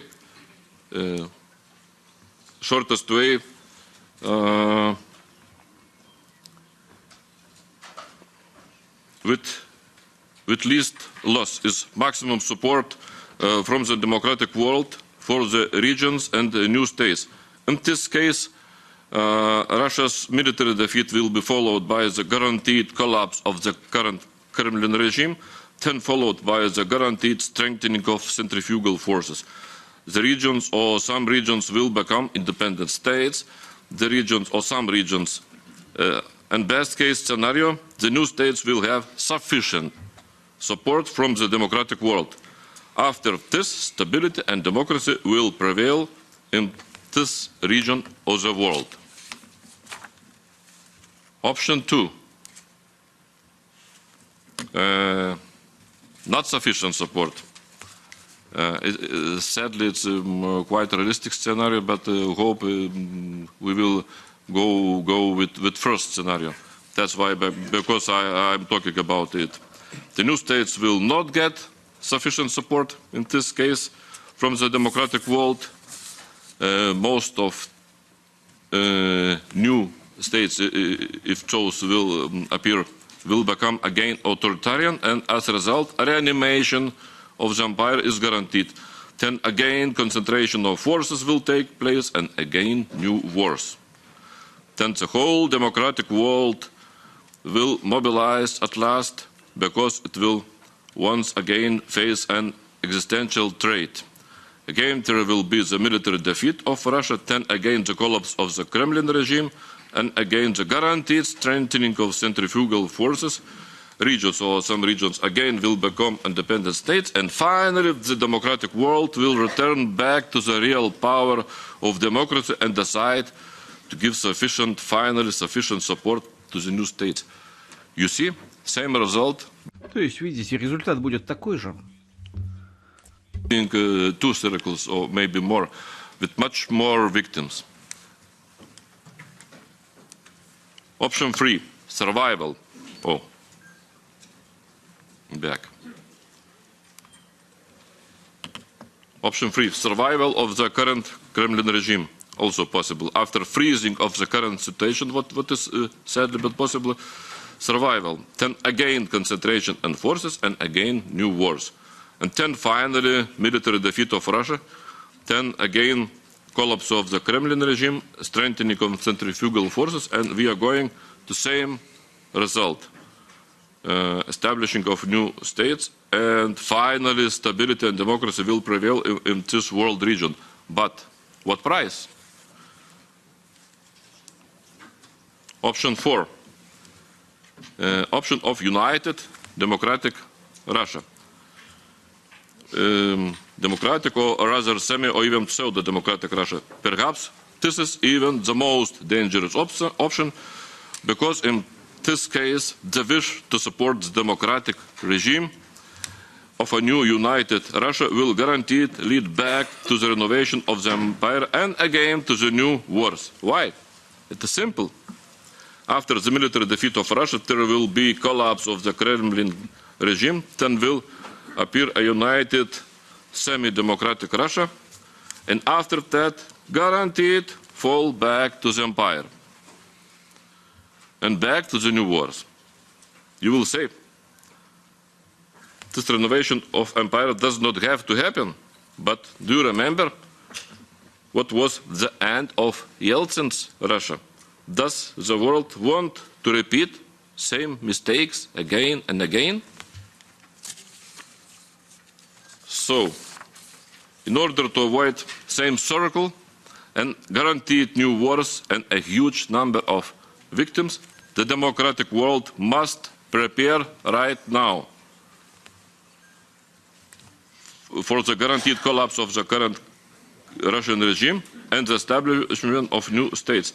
And democratic world must right now support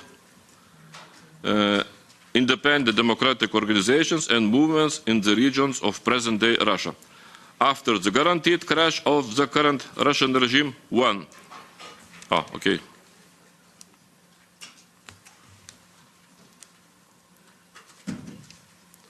One, direct relations with the regions, especially with democratic. 2, plan for the democratization of regions. 3, very important, support only in exchange for democratization. Of course, the reparation plans, constant control over those plans, the Deimperialisation plan, ideas for each region, and investment plans and programs for each region. Thank you for attention.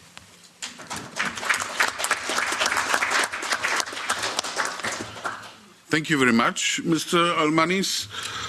And now we have a voice from Moscow Republic, remotely, Mr. Ilya Lazarenko.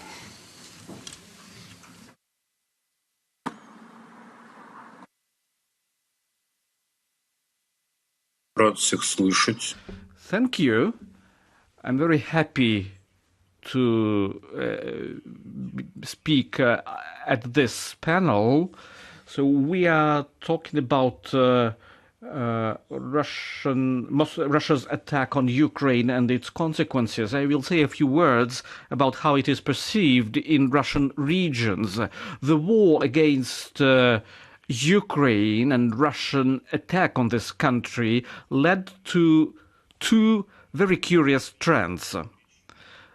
And those trends are, fortunately, well, quite a unique combination. We see that a lot of people support this aggression. And for a lot of people, this war is a war for Russia.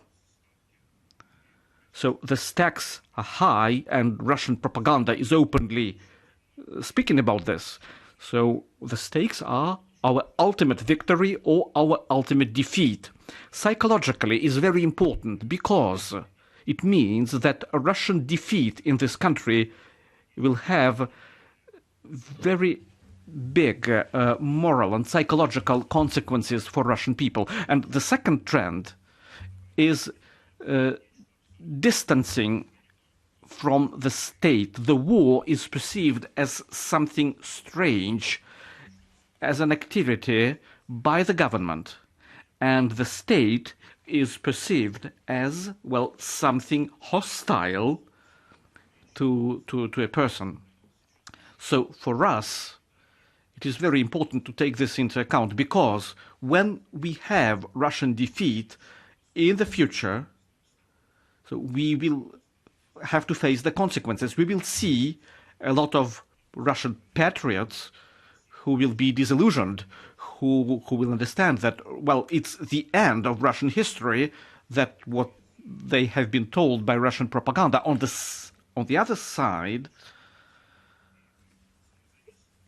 there will be a fight for independence from the imperial center.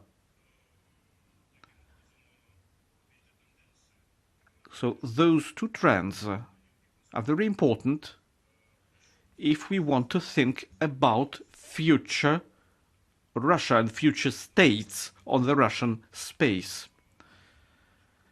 It's a paradox, but the war against Ukraine leads to more distance between center and the regions among those who think they are Russians. We move further and further away from Ukraine and the Ukrainians and from the rest of the world. And that's why it's a paradox, but the regions start to perceive themselves as an entity. Russian ideologists and Putin affirm that Russia has no borders, like every empire, but in fact we see that those borders do exist. And quite soon we will see that those borders are not only along Russian perimeter, but we also have borders inside Russia.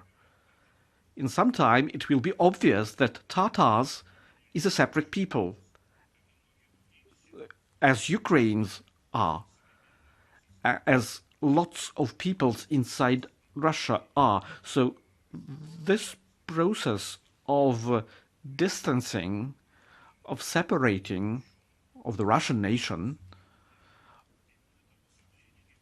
of the center and of the regions, will lead us towards understanding that it's important to create on the territory of Russia, well, a separate state for the Russian people.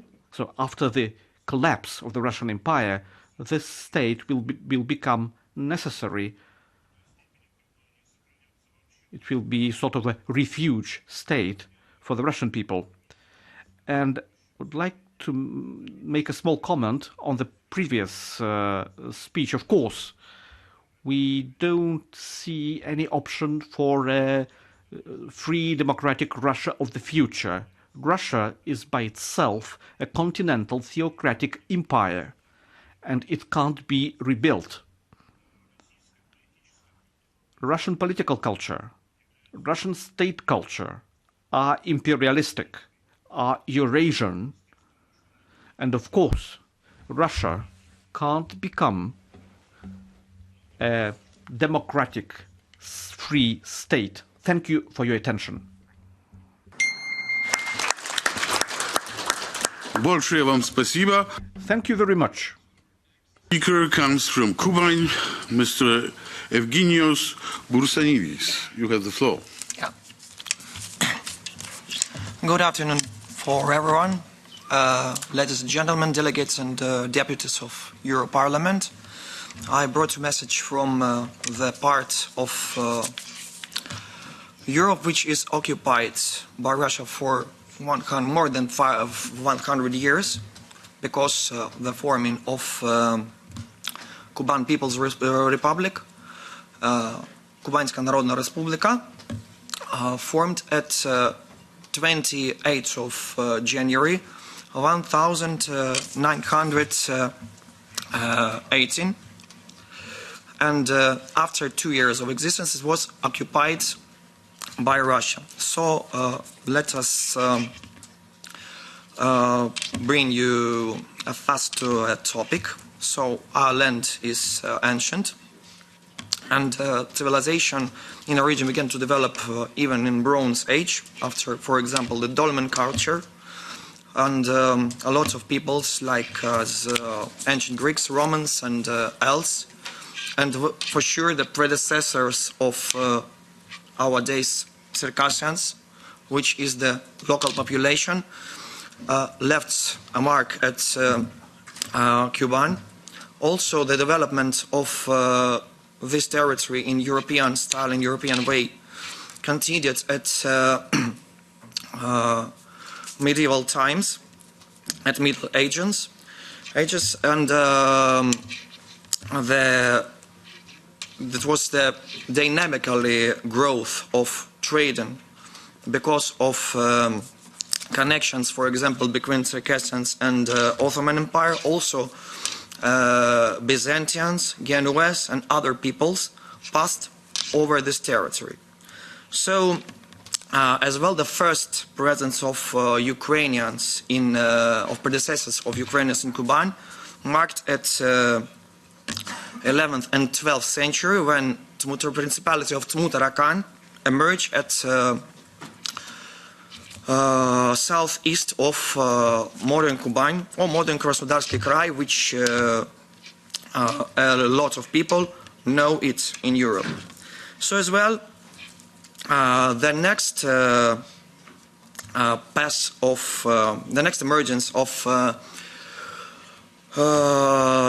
Ukrainians in the territory of Kuban marked at after 1775, after the devastation and deportation of the Cossacks from Zaporizhzhian Sich, and the first settlements of Cossacks. It was about 47 settlements named Stanitsa, formed at 1792, 1794, giving birth to Cuban-Ukrainian mentality and culture, and given to the region the character of part of Ukrainian cultural space, first time after Tmutarakan Principality.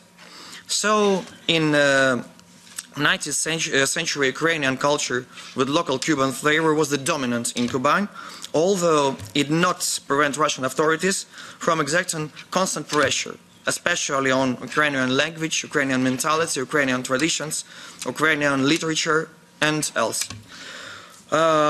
Because it was told enough about the terrible crime of Russian Empire, the Circassian genocide.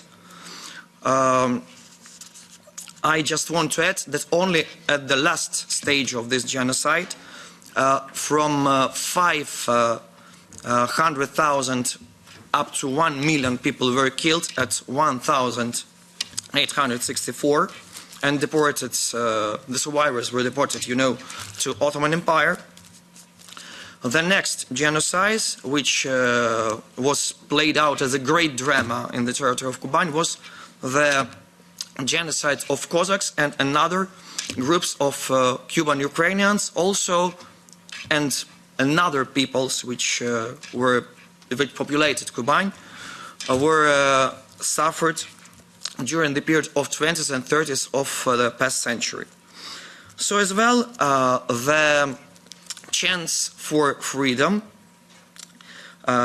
became at 1980 when Cuban People's Republic, Kubanskая Народная Республика, was formed, and I thanks from all the bottom of my heart Mr. Ahmed Zakayev for mentioning the Gorskaya Respublika, because it was the first state that recognized Cuban's People's Republic, and it was the first state of which the connections and conversation and diplomatical attitudes were established between Gorskaya Respublika and Kubanskая Народная Республика. Also, after 2 years of struggle, Cuba was reoccupied. Also, there was an idea, which I want to mention too, to make a kind of federation or confederation of Ukraine, and I want to mention that at least at the part of people who support the restore of Cuban independence and Cuban state, this idea is not dead yet. Especially after the fall of Cuban People's Republic, began the genocide. Also, the Holodomor. I can mention also that the reoccupation of Kuban was done in a very terrible way, as Russia does, as Russia acts usually. And for example, after the delegation in Sevres peace conference, which finished the World War I, the delegates were caught by the imperialists in Kuban, in head of Alexei Kolobukhov, and they were hanged in Kuban. Also, during the negotiations in Rostov-on-Don at 14th of June 1919, one of the heads of Independence Kuban and one of the main ideologists, Nikolai Rebovil, was killed mainly at the back. He was shot at the back during the negotiations. So one more crime.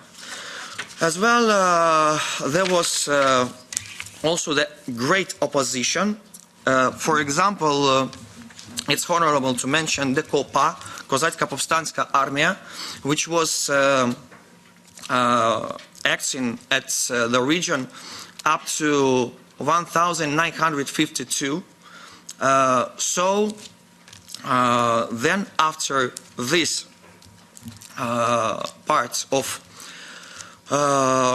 Cuban struggle for independence and for freedom, the new tendencies grew up and began after 2014. So it doesn't mean that it was forgotten, because Cuban all the time had a very big part of self-determination. For example, one of the governors of Kuban, Nikolai Kondratenko, or Batka Kondrat, how we called him, maintained diplomatic relations with Ichkeria and personally with Aslan Maskhadov, the president of Ichkeria. And a representational office of Ichkeria was opened in Krasnodar. Also, he opposed the Russian claim on Tuzla at 90s, and at 2005 opposed the Russian trade sanctions against Moldova. So the year 2040 changed many things, and remember their Ukrainian roots, many locals turned to ideas of independence. In 2014 in Krasnodar, the authorities practically cut it at the birth, the march for the federalization of Kuban. At 2015, Mikhail Kalamin, architecture from Sochi, organized the movement Free Kuban, and in 2019, in Cuban diaspora, in exile, Malinovi Clean, our organization was created by me and Dmitro Dorovskih. So as well, I can mention that the fate of architecture Mikhail Kalamin was tragically, because at August of 2020, after 21, after 6 months of persecution by Russian security services, including the use of punitive psychiatry, the activist heart failed. Thus, in our struggle for independence, we have suffered some really losses. As well, the crime of war against Ukraine is the most terrible crime, but not the only crime from Russia. So the meaning is the same. Like as about 100 years before, Ukrainians from Kuban are killing Ukrainians from big Ukraine. And it's the terrible fact. It's really the terrible fact. So not everyone from them is so poisoned with Russian propaganda that they forgot their roots.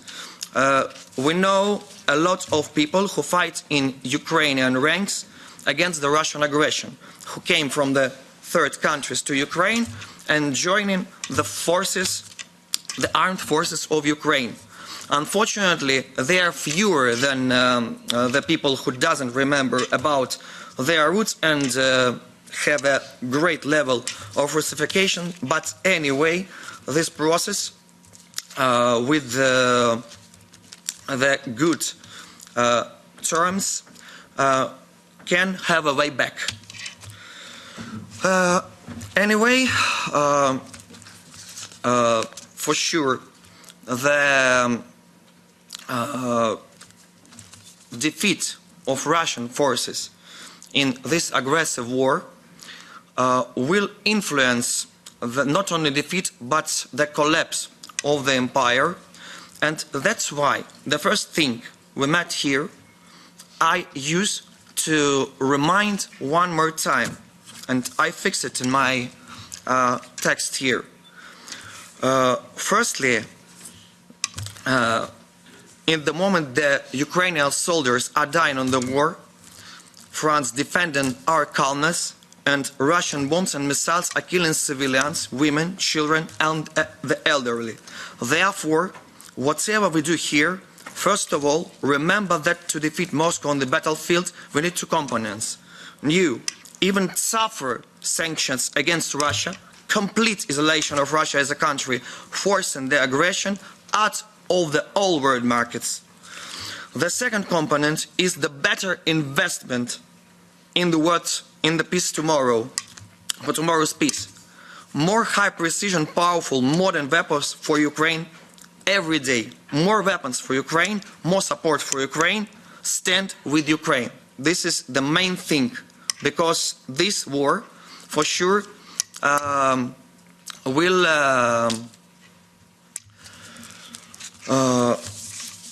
make closer the empire's collapse. As well, in Europe we know the opinion is popular that the collapse of Russia can also give an impulse for any dangerous processes all over the Eurasia. But the aggressive attack of Russia proves the another thing, that the Russia is more dangerous and provides more threats for all countries around and for all civilized world in the form of empire. This was how the things were, and this is how the things are. Nevertheless, as well, and as the part of the things that I want to add about the activities of Malinovy Clean, for sure we provide help for Ukraine, for sure we provide information about our existence, catching this time the activists at the place, I mean at Kuban. We are fixing our contacts with the activists' rights in the territory of Krasnodar Krai, of Kuban, and as well I want to add that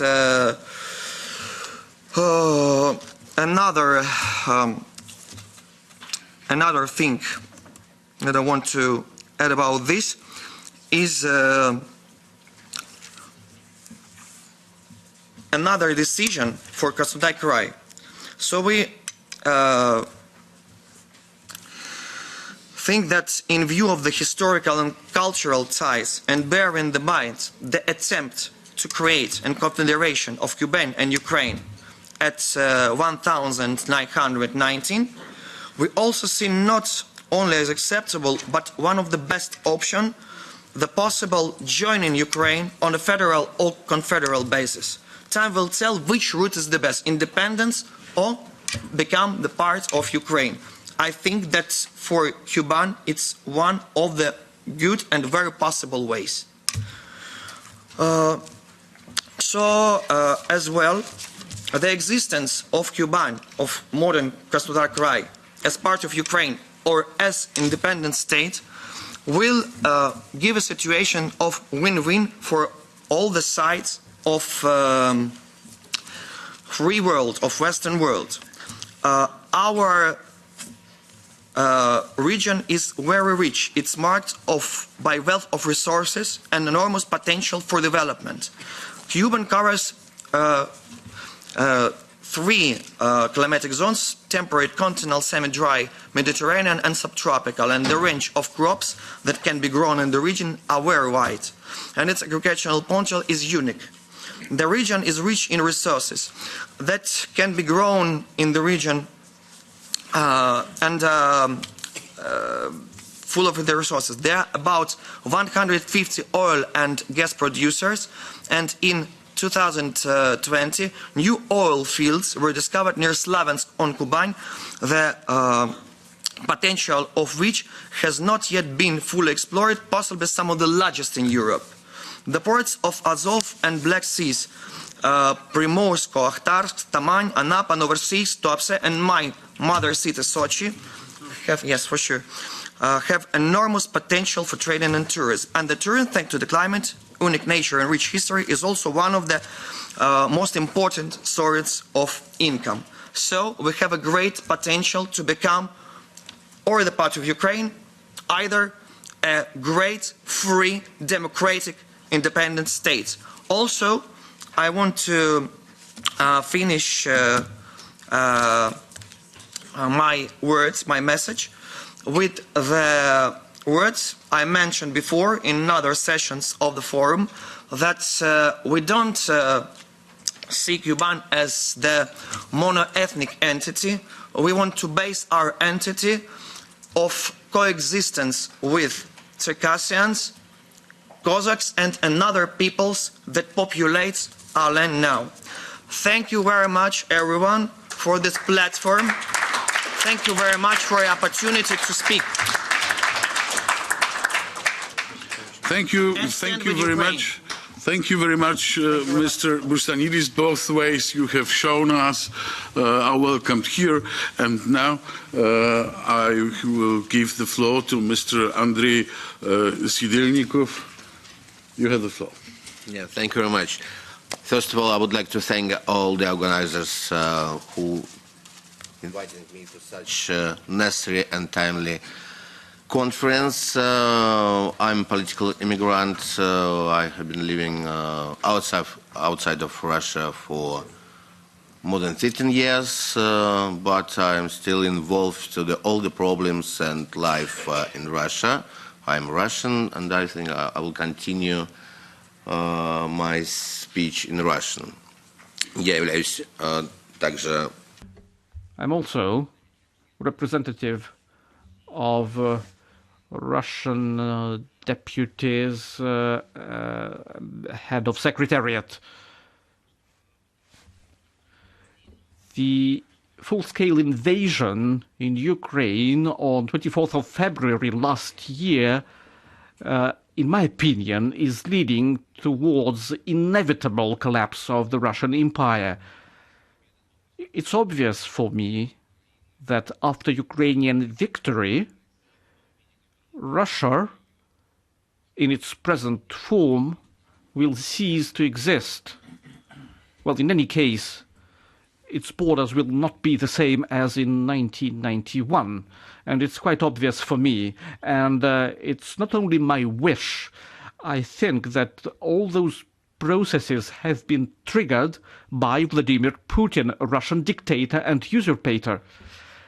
And he has been leading in this direction for the last 20 years. There are different reasons for this disintegration of Russia.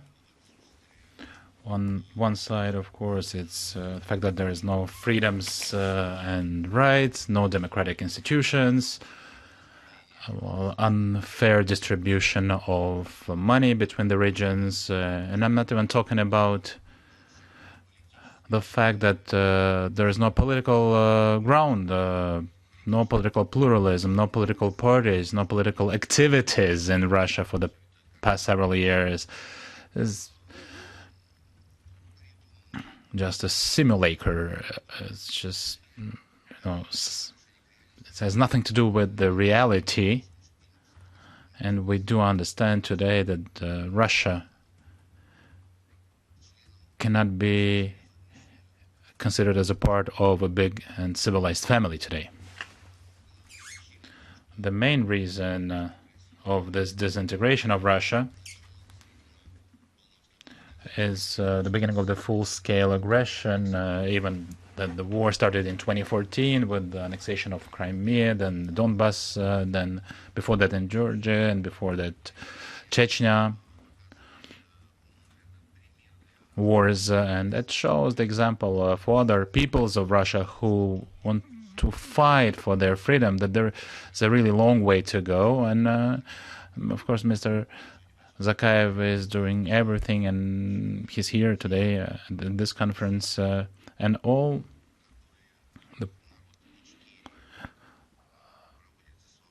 everything that the people of Ichkeria everything that people of Ichkeria do today is just great. I mean, other peoples will have to take an example from them in order to free themselves from Russia.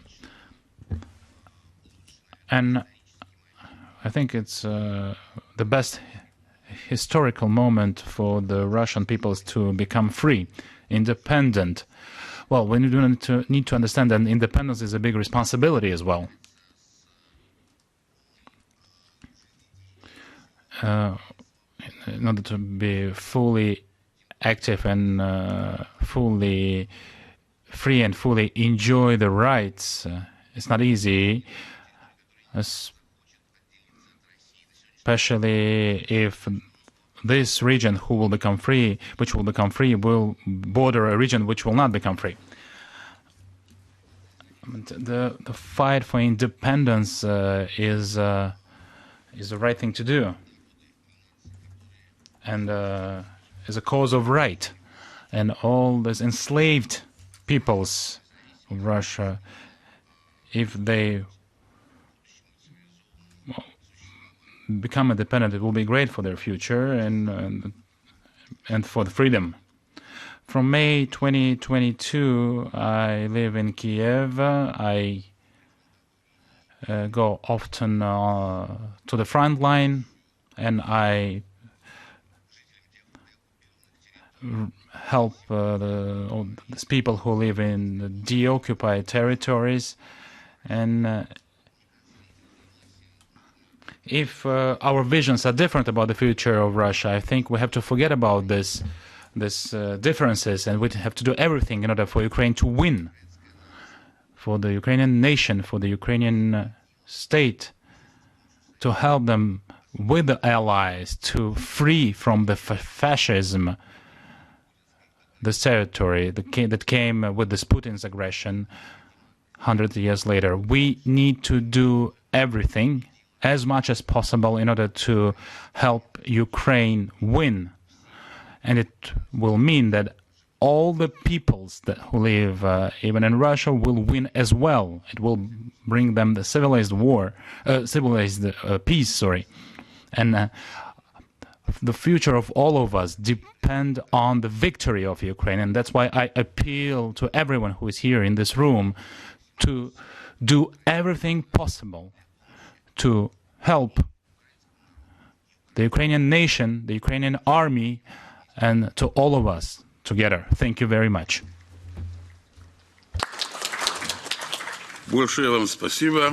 Thank you very much. We all think that Ukraine will win. To give the floor to Mr. Pavel Meserin from Hungary. Thank you. Thank you very much. Yes, I'm Pavel Meserin from St. Petersburg. I think you know about St. Petersburg City. I'm coordinator of civil movement Free India, and I will speak about St. Petersburg in post-Russia, or maybe St. Petersburg after Russia. So, ladies and gentlemen, our European colleagues, Russia, the last empire on earth, has exhausted its historical potential. Gone are the British, French, German, Ottoman, and all the other empires. Only Russia remains an empire, a prison of colonized people and region. The age of empires ended in the last century, and now we are all observing how many troubles an empire that has survived in the 21st century can bring to people. We, representatives of the people and regions of Russia, have come to you to tell you something that you may not know. Russia is not a single monolithic country, as its communist leaders and today Vladimir Putin have always tried to imagine. All regions of Russia are very different. They have different history, different culture, different language and dialects. And I'm not just talking about regions with ethnically different population. I'm also talking about the regions where Russians live. Russians in Kaliningrad, in St. Petersburg, in Moscow, Kuban, and Siberia are all very different Russians. And they all want freedom. And they all deserve freedom. Russians do not need the Russian Empire. Please help Russians create their new independent Russian states. I have come to Brussels to tell you about the hope for a free future for the people of magnificent St. Petersburg, the capital of the Ingermanland region, Ingria, which now bears the ridiculous communist name of Leningrad Oblast. The level of support from the residents of St. Petersburg and Leningrad region for the idea of self-sufficiency and independence from Moscow was always high. This includes both Soviet and post-Soviet period of the region history. April 25 in 1993, along with the all-Russian referendum, population survey was conducted about the promotion of St. Petersburg status to the level of a republic within the Russian Federation. 75% of citizens voted for. Initially, a full-scale referendum was planned instead of a survey, yet it turned impossible for legal reasons. According to Russian law, issues of such a level already at that time were not allowed to be put to a referendum by the decision of local authorities. The current political processes in St. Petersburg region of the Russian Federation are very reminiscent of a similar procession in the Baltic countries, Lithuania, Latvia and Estonia. On the eve of the First World War and the collapse of the Russian Empire were barely noticeable outside people's organizations and movements for 3 decades were setting the stage for obtaining national independence in our age. The political history of Ingria, or Ingermanland, goes back centuries to the days of the reign in Novgorod of the future Kiev Ukrainian Prince Yaroslav the Wise. The region received its name in honor of Yaroslav's wife, the Swedish Princess Ingegerd. This period was the time of the first economic prosperity of the region through transit trade between Novgorod Republic and Sweden. In the following centuries, Ingria was part of the Republic of Novgorod, Muscovy, Sweden. As a result of the Northern War, it became part of Russia. At the location of Ingria capital, the city of Nyenshans, that was destroyed by war, Tsar Peter the Great founded St. Petersburg, which, before becoming the capital of the Russian Empire, became the center of Ingermanland province, which was later remained into St. Petersburg. During the Civil War, on the territory of modern Leningrad region to the north of St. Petersburg, the independent Republic North Ingria was formed, which fought against the Bolshevik Russia. A nobleman and a white officer, Georgy Elvengren, was the head of the Republic. He was the commander of the Northern Ingermanland regiment that fought against the Bolsheviks. In addition to the Northern South Ingermanland regiment, also existed, which was striking at Petrograd, from Estonia. Karl Gustav Mannerheim, also an officer of the Russian Tsarist army, then president of the independent Finland, offered White General Yudenich to take the city together. Yet the latter said that he supports one and indivisible Russia and does not recognize the independence of Finland and Estonia, not to mention Ingria. Independent North Ingria existed 2 years.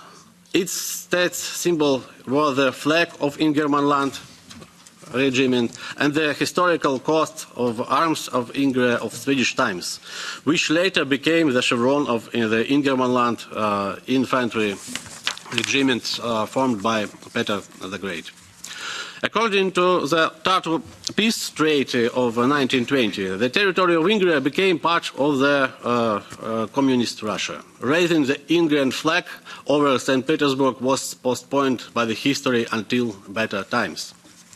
Ingria is a region with great touristic, scientific, industrial and transit logistic potential. Even today, with all kinds of obstacles from the central Moscow authorities and conducting an independent foreign economic activity, the St. Petersburg region is one of the few Russian regions donors. At the same time, more than 80% of the income forcibly goes to Moscow into the so-called federal budget of the Russian Federation. Petersburg region is completely self-sufficient from the economical point of view. In case Ingria gains the political and economic independence, it quickly enters the numbers of economically developed countries of Europe. Ingria should and will seek to join all international organizations that would promote national independence and the international prestige of Ingria, first of which in the United Nations Organization, now United Nations Organization. Furthermore, taking into account the historical experience and the cultural identity, the accession of Ingria to the European Union and the North Atlantic NATO military bloc is likely to be only a matter of time. Russian is a native language for 90% of the region population. It is likely to become the official language of the country. Nevertheless, considering the history of the region based on the principles of linguistic equality and tolerance, a law will be adopted on regional languages, according to which in places of compact residence of representatives of relevant nationalities, the regional status with all their rights will be given to Finnish, Ijorian, Vodian and Lepsian languages.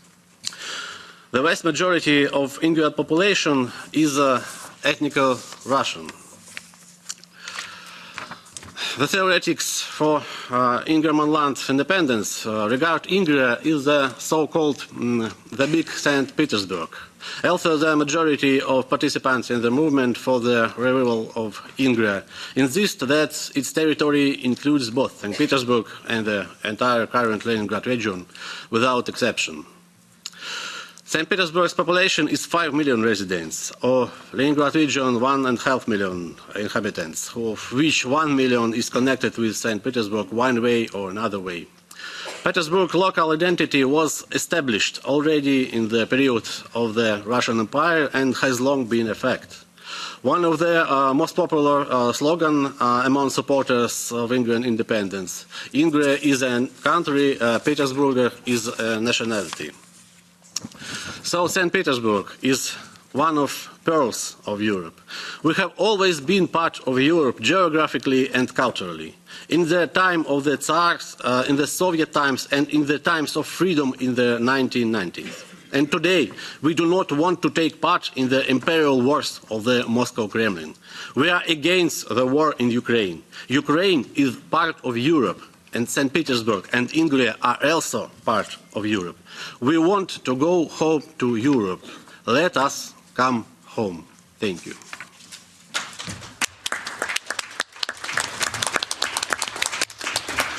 Thank you very much, Mr. Mazerin. And our next speaker comes from Austria, which has never been a part of Russia. Herr Fellinger, Sie haben das Wort. Thanks a lot, but we were occupied by Russia for 10 long years, and we have not forgotten how terrible that is. Yeah?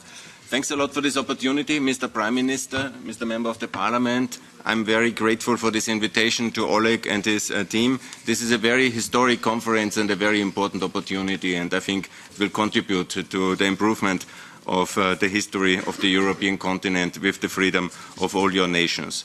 I would like to start to present myself. I'm Günther Fellinger from Austria, a neutral country, unfortunately, but we want to join NATO. I've initiated the Austrian People's Petition to look for NATO membership.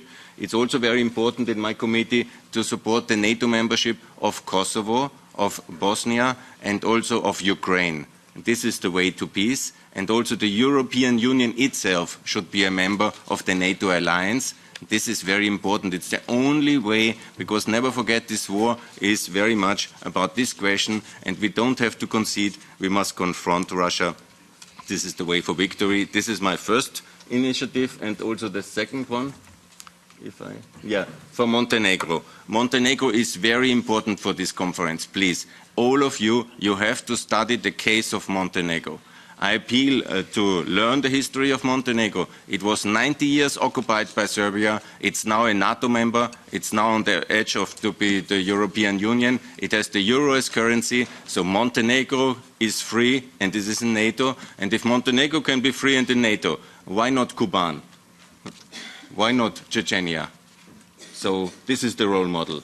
And this is important to study. I call also here in the European Parliament for the membership of Montenegro in the European Union in 2024, because, ladies and gentlemen, we have also competition. The Russian and also the unfortunate nationalist government in Serbia is fighting in Montenegro a rollback campaign. They are doing that in many countries with disinformation. So the faster we do enlargement of the Western Balkan countries, starting with Montenegro, the better it is for the stability of Europe.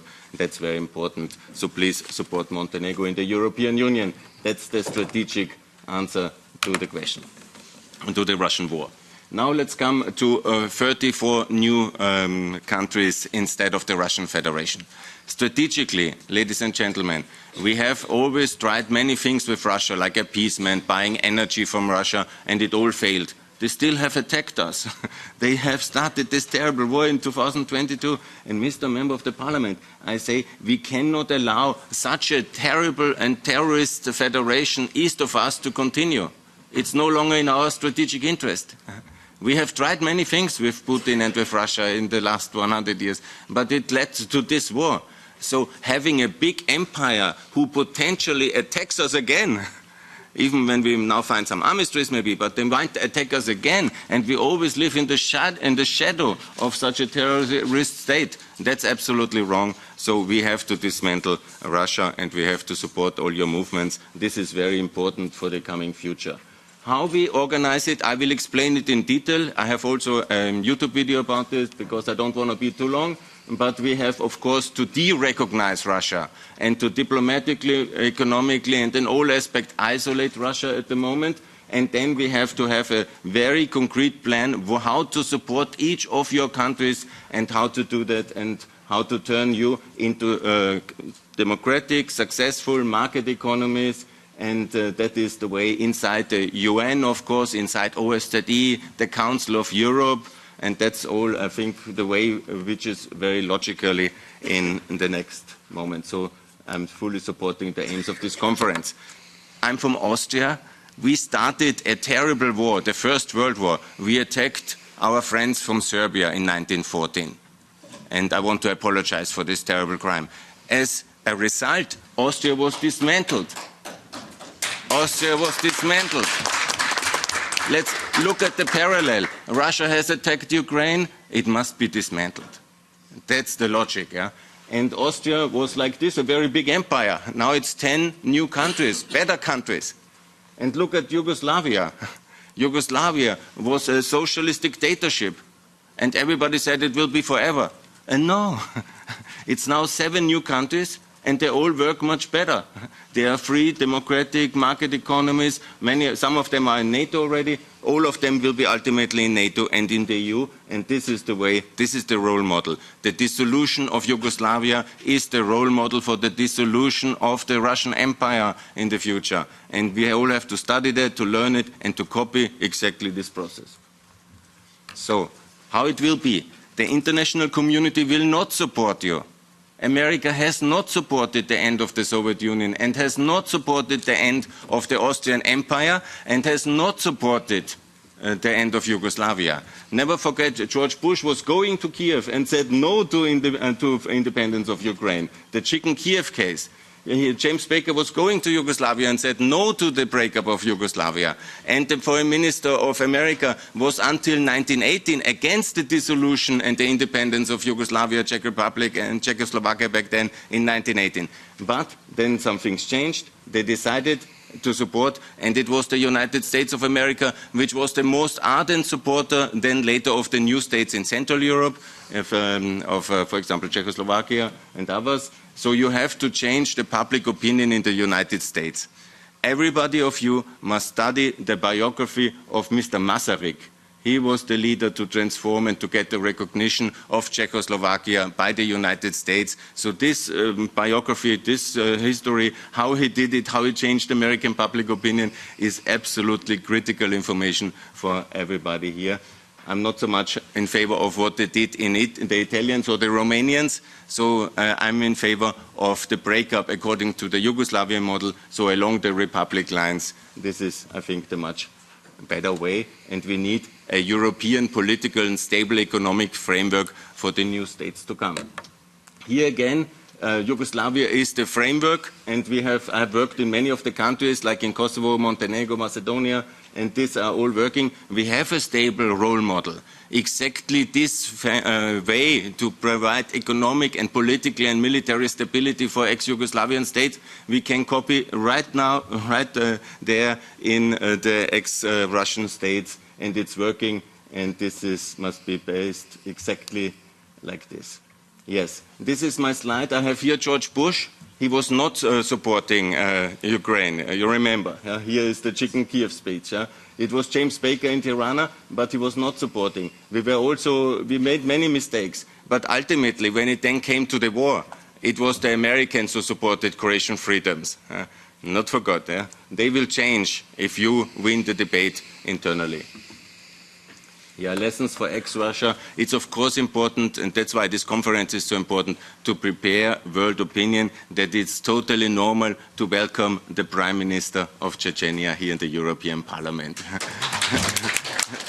This is completely normal. And also me, but everybody of us, we have to learn the name of the new states. It must be completely normal to know Ingria and to know Königsberg and to know Chechnya and Ingushetia and all the new... Even I cannot by heart say all the 34, and I want to apologize, but I will learn them. And each of us has to be disciplined to learn all the states of the names of the new countries and to support them, like Kuban, like Free Siberia, and this is a wonderful conference to exactly do that. So, because I'm an economist, I want to make very clear we have to offer a stable economic framework for all the new countries. Because why the international diplomats and your American partners will say, no, no, no, no, no. Why? Because they think it will be chaos and it will be disaster.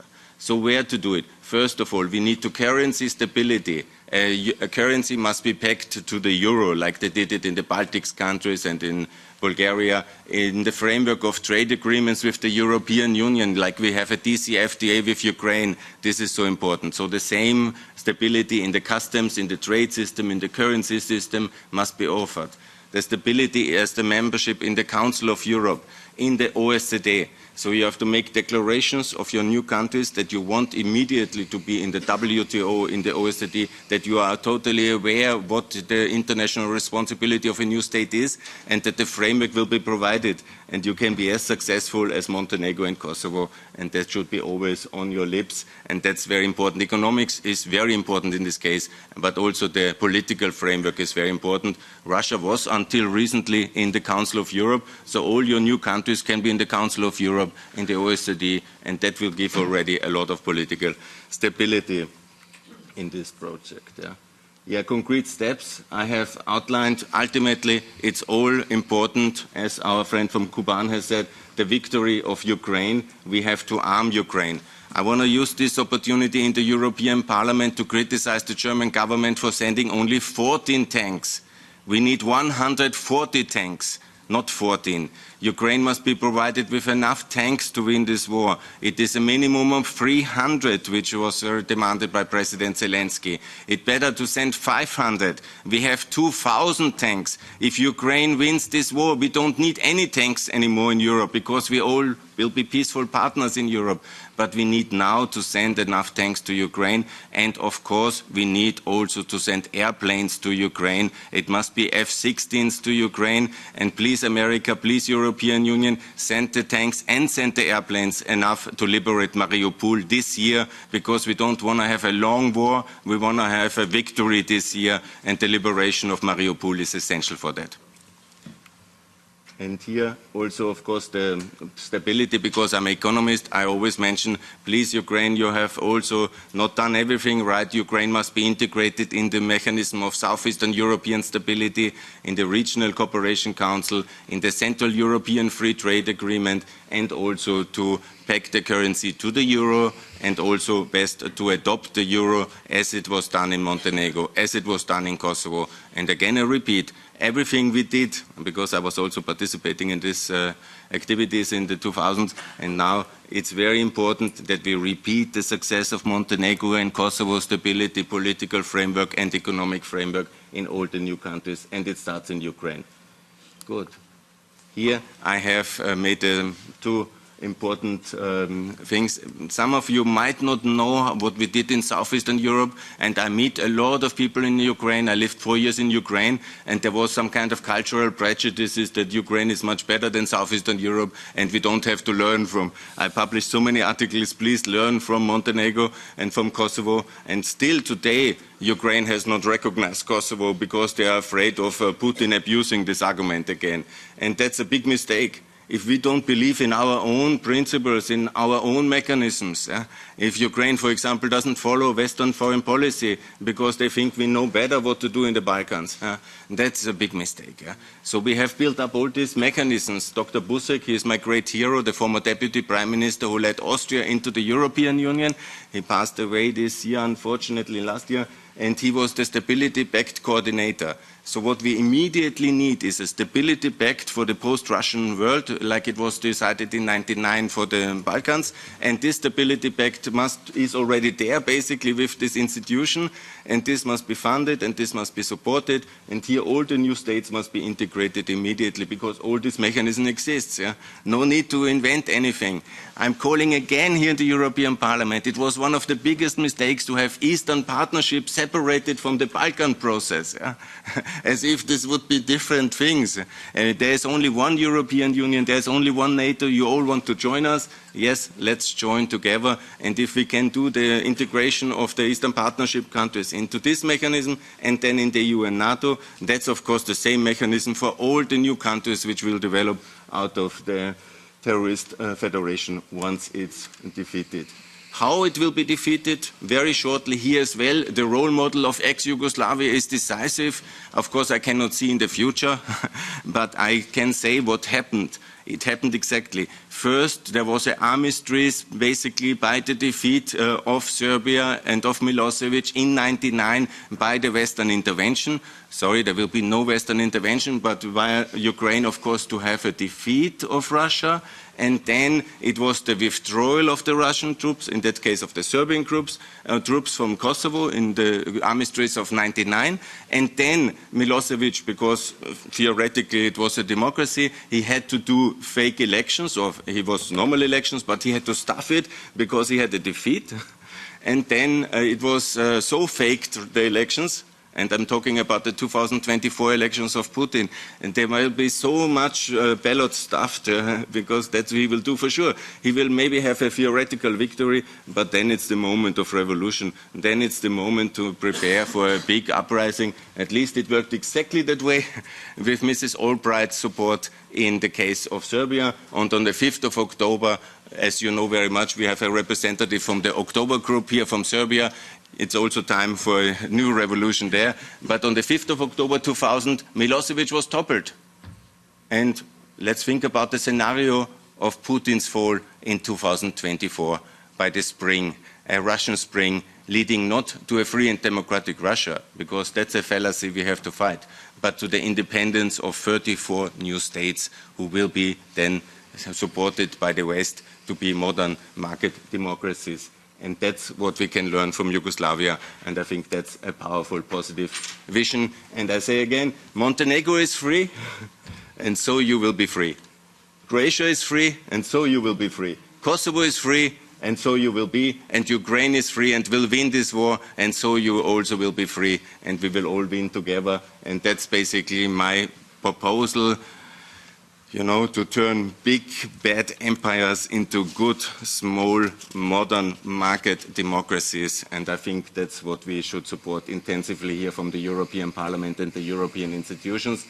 And in conclusion, I have also a podcast. I'm again, of course, allow me, I'm again promoting Austrian NATO membership because that I need a lot of support. It's not so easy. And also Kosovo, Bosnia and Ukraine. And here, this is my webpage and my podcast, my YouTube channel. And I will also stream this video and a lot of... И на YouTube стриминг также ведется. Очень много всего мы делаем на моем канале. Слава Украине и спасибо за внимание. Thank you very much, Mr. Feilinger. Our next guest is unfortunately unpresent, Mr. Pavlo Klimkin, former foreign minister of Ukraine. So we have time for discussion. If there are some questions to our guest, please, the floor is to you. Yes? Thank you so much. Thank you so much for this very interesting panel discussion. I must say it's quite a rare opinion that I hear here in the European Union. I'm Ukrainian, so it was really interesting to see this point of view. And the question I wanted to ask is that today Russian Federation is one of the biggest countries with the nuclear weapons. So the question is, if we look at the scenario where we can make a lot of countries from the Russian Federation, what should we do with the nuclear weapon arsenal that is currently in Russian Federation, and that is actually their threat that they usually use here in their narratives to threaten European countries? Thank you so much. Well, this is a very good question because this red button is the one difference between Habsburg Empire and Russian Empire today. Well, we should ask after what we should do with this weapons after Russian falls or before. Before we can do nothing. Should I answer? Yeah. You know, it's a bit exaggerated, the fear of the Russian nuclear weapons, because the basic principle is always that deterrence and mutually assured destruction works. I was raised as a young person in the Cold War in Austria. It was always like this. We learned it in school and we learned it in politics, you know. It's always clear, you know, they destroy us, we destroy them, we will destroy the whole world, so it will never happen. And our nuclear weapons, by the way, work. And if the Russians work, we have to see. And we will never see it because it's an absolute disaster and it will not happen. So the fear is, of course, there, and the fear we have to address.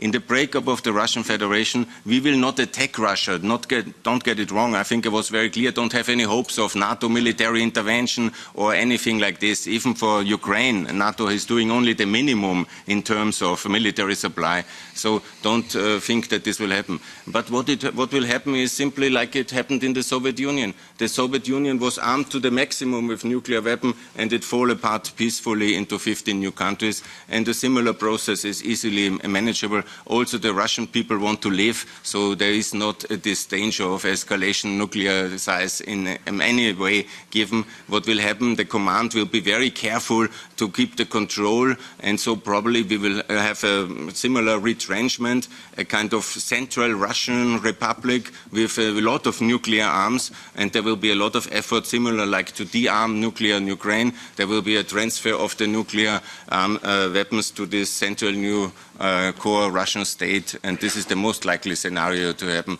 And please don't lose any sleep about it, because the world will be safe. And again, the American nuclear weapons work for sure. Thank you very much. Yes, yes, optimism is this what we need. Yes? Can I say something about this question? This question. Thank you very much. I will be translated or not. I would like to say in Russian. Yes? Okay, thank you very much. Why Putin started this war? Putin started this war because he was sure of his nuclear arms, and the processes that we are discussing here today, the processes which will lead to Russian transformation, are internal processes in Russia. Of course, Ukraine or Europe don't involve themselves in Russian internal politics, but when we have those processes in place in Russia, when people subjugated by Russian Empire after its defeat in the war against Ukraine will raise, those processes will be inevitable, and those who are in power today or those who will be in power tomorrow won't make use of this nuclear potential during internal conflict. So the war between Russia and Ukraine is an aggression by Russia, and Russia must be held responsible for those crimes. And political processes which will take place in Russia, inside Russia, well, we can be sure that, well, he won't make use of a nuclear bomb to bomb Voronezh or Kuban. So we shouldn't be afraid of it. We shouldn't stop discussing what has to happen in Russia. Our friend from Austria was right to say that other countries became independent, and Russians are responsible of the current situation, so they must be interested in a normal country. They want to live in a normal country without a nuclear arsenal. Thank you for your attention. Thank you very much. Господин Ponomarev. Thank you very much. Ilya Ponomarev, Congress of People's Deputies. I have a question to Honorable Fillinger. Sorry, we're talking mostly with you because you had such a great speech just delivered to us. In the middle of February, there would be a meeting of OSCE in Vienna. Austria right now is the only country which still allows Putin's pundits to be issued visas and coming to participate in international congresses. I am wondering what kind of security and cooperation we are talking about with representatives of Putin's government and Putin's parliament. And maybe it would be a right idea with members of European Parliament from Austria, National Parliament of Austria, to create a real event with normal Russian people, which truly represent Russian people and not Putin's government at the same dates when would be OSCE meeting. Thank you. Thanks a lot for this information. I didn't know that, but I know, of course, that the Austrian government and the Austrian politics is heavily influenced by Russia. And, you know, we have a big problem in Europe with energy business and the corruption attached. When I lived in Ukraine, I learned that basically 1% of the revenues which one country delivers to Russia will be used for political corruption in that country. And then I tried to understand my own country better, and that's basically how it happens, because Austria since 50 years is the hub of Russian gas influence in Europe, and we have started with these pipelines in the year 68, and that's why Putin came to the 50-year celebration. He concluded another contract to 40 years long for 7 billion to buy, we have to buy basically Russian gas from him. So this is basically how it works. 1% of 7 billion, you can buy a lot of Austrian politicians, and you can ensure that they then know that they have this obligation to be very nice for you, even when you launch a war of aggression. And then Austria has just very much minimal compliance with the sanctions and has been just, you know, to be on both sides basically, but they have not really done anything courageous like the Czech Republic or others who have really sent a lot of diplomats home, Austria just a few, and to learn that now the representatives of Russia come back.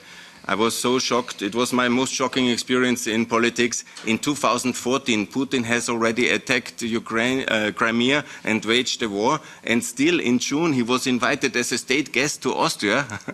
And he was the red carpet, and the Austrians said, "Oh, you're such a great gentleman." It was the visit of shame in 2014 and in 2018 again. So I apologize for the Austrian government. I don't represent it. I will fight on my social media activities and in the media against this visit. And yes, an event in Austria on that occasion with the real representative of the Russian nations would be very, very good. And I will work with Oleg together on this one. And please, my deepest apologies. There will be a new Austria. There will be a European Austria, which will be also purged from this Russian influence. It will emerge out of this crisis and the transformation. And exactly that's why I invite everybody to support the NATO campaign, because this neutrality is always leading that we want to build a bridge, dance with Putin on weddings, and all these things which you might remember, which I'm really apologizing and I'm ashamed for. Thank you very much. And our Ukrainian friend? Hello everyone, NGO Promote Ukraine. My name is Vasil Kushmans. First of all, I want to be maximum grateful for members of European Parliament that you host these brave people here and give that their voice will hear it in the Europe. So first of all, I want to reply to those who not yet done some things which I think very important, because I hear that many of our representatives said that when Ukraine win, we take power in our hands, etc. So I think that it will be fair if you create national battalions of your representative as a part of the Ukrainian armed forces and send them to fight on the side of Ukraine. Because if you all say when Ukraine will win, so it means that Ukrainians should to shed the blood for you, but that's ready you to shed your blood for Ukrainians, and it's very important. I think that I know that many, for example, like Ichkeria or region of I'm sorry, forget your Bashkiria, yes. So I think that some of you already done it, but very important that all of you did do it. So my question is logical, how I think. So who will legal successor of Russian Federation? Because for me important to understand who will pay reparation for Ukraine. Thank you. Well, yes, it's also a very good question, but I'm afraid we are not able now to answer this question. But this question should be, we should have it before eyes. Well, ladies and gentlemen, we should end this part of the conference, but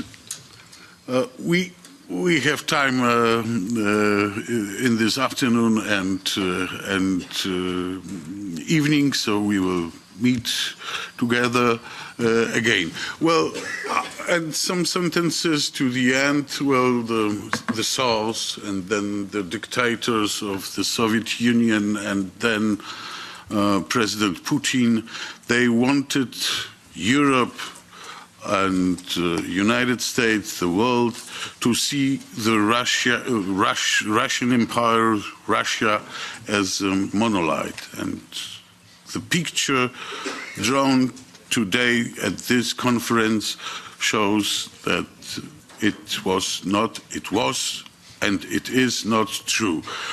There is a variety of countries, of lands, in Russia, so it opens new perspectives after the war.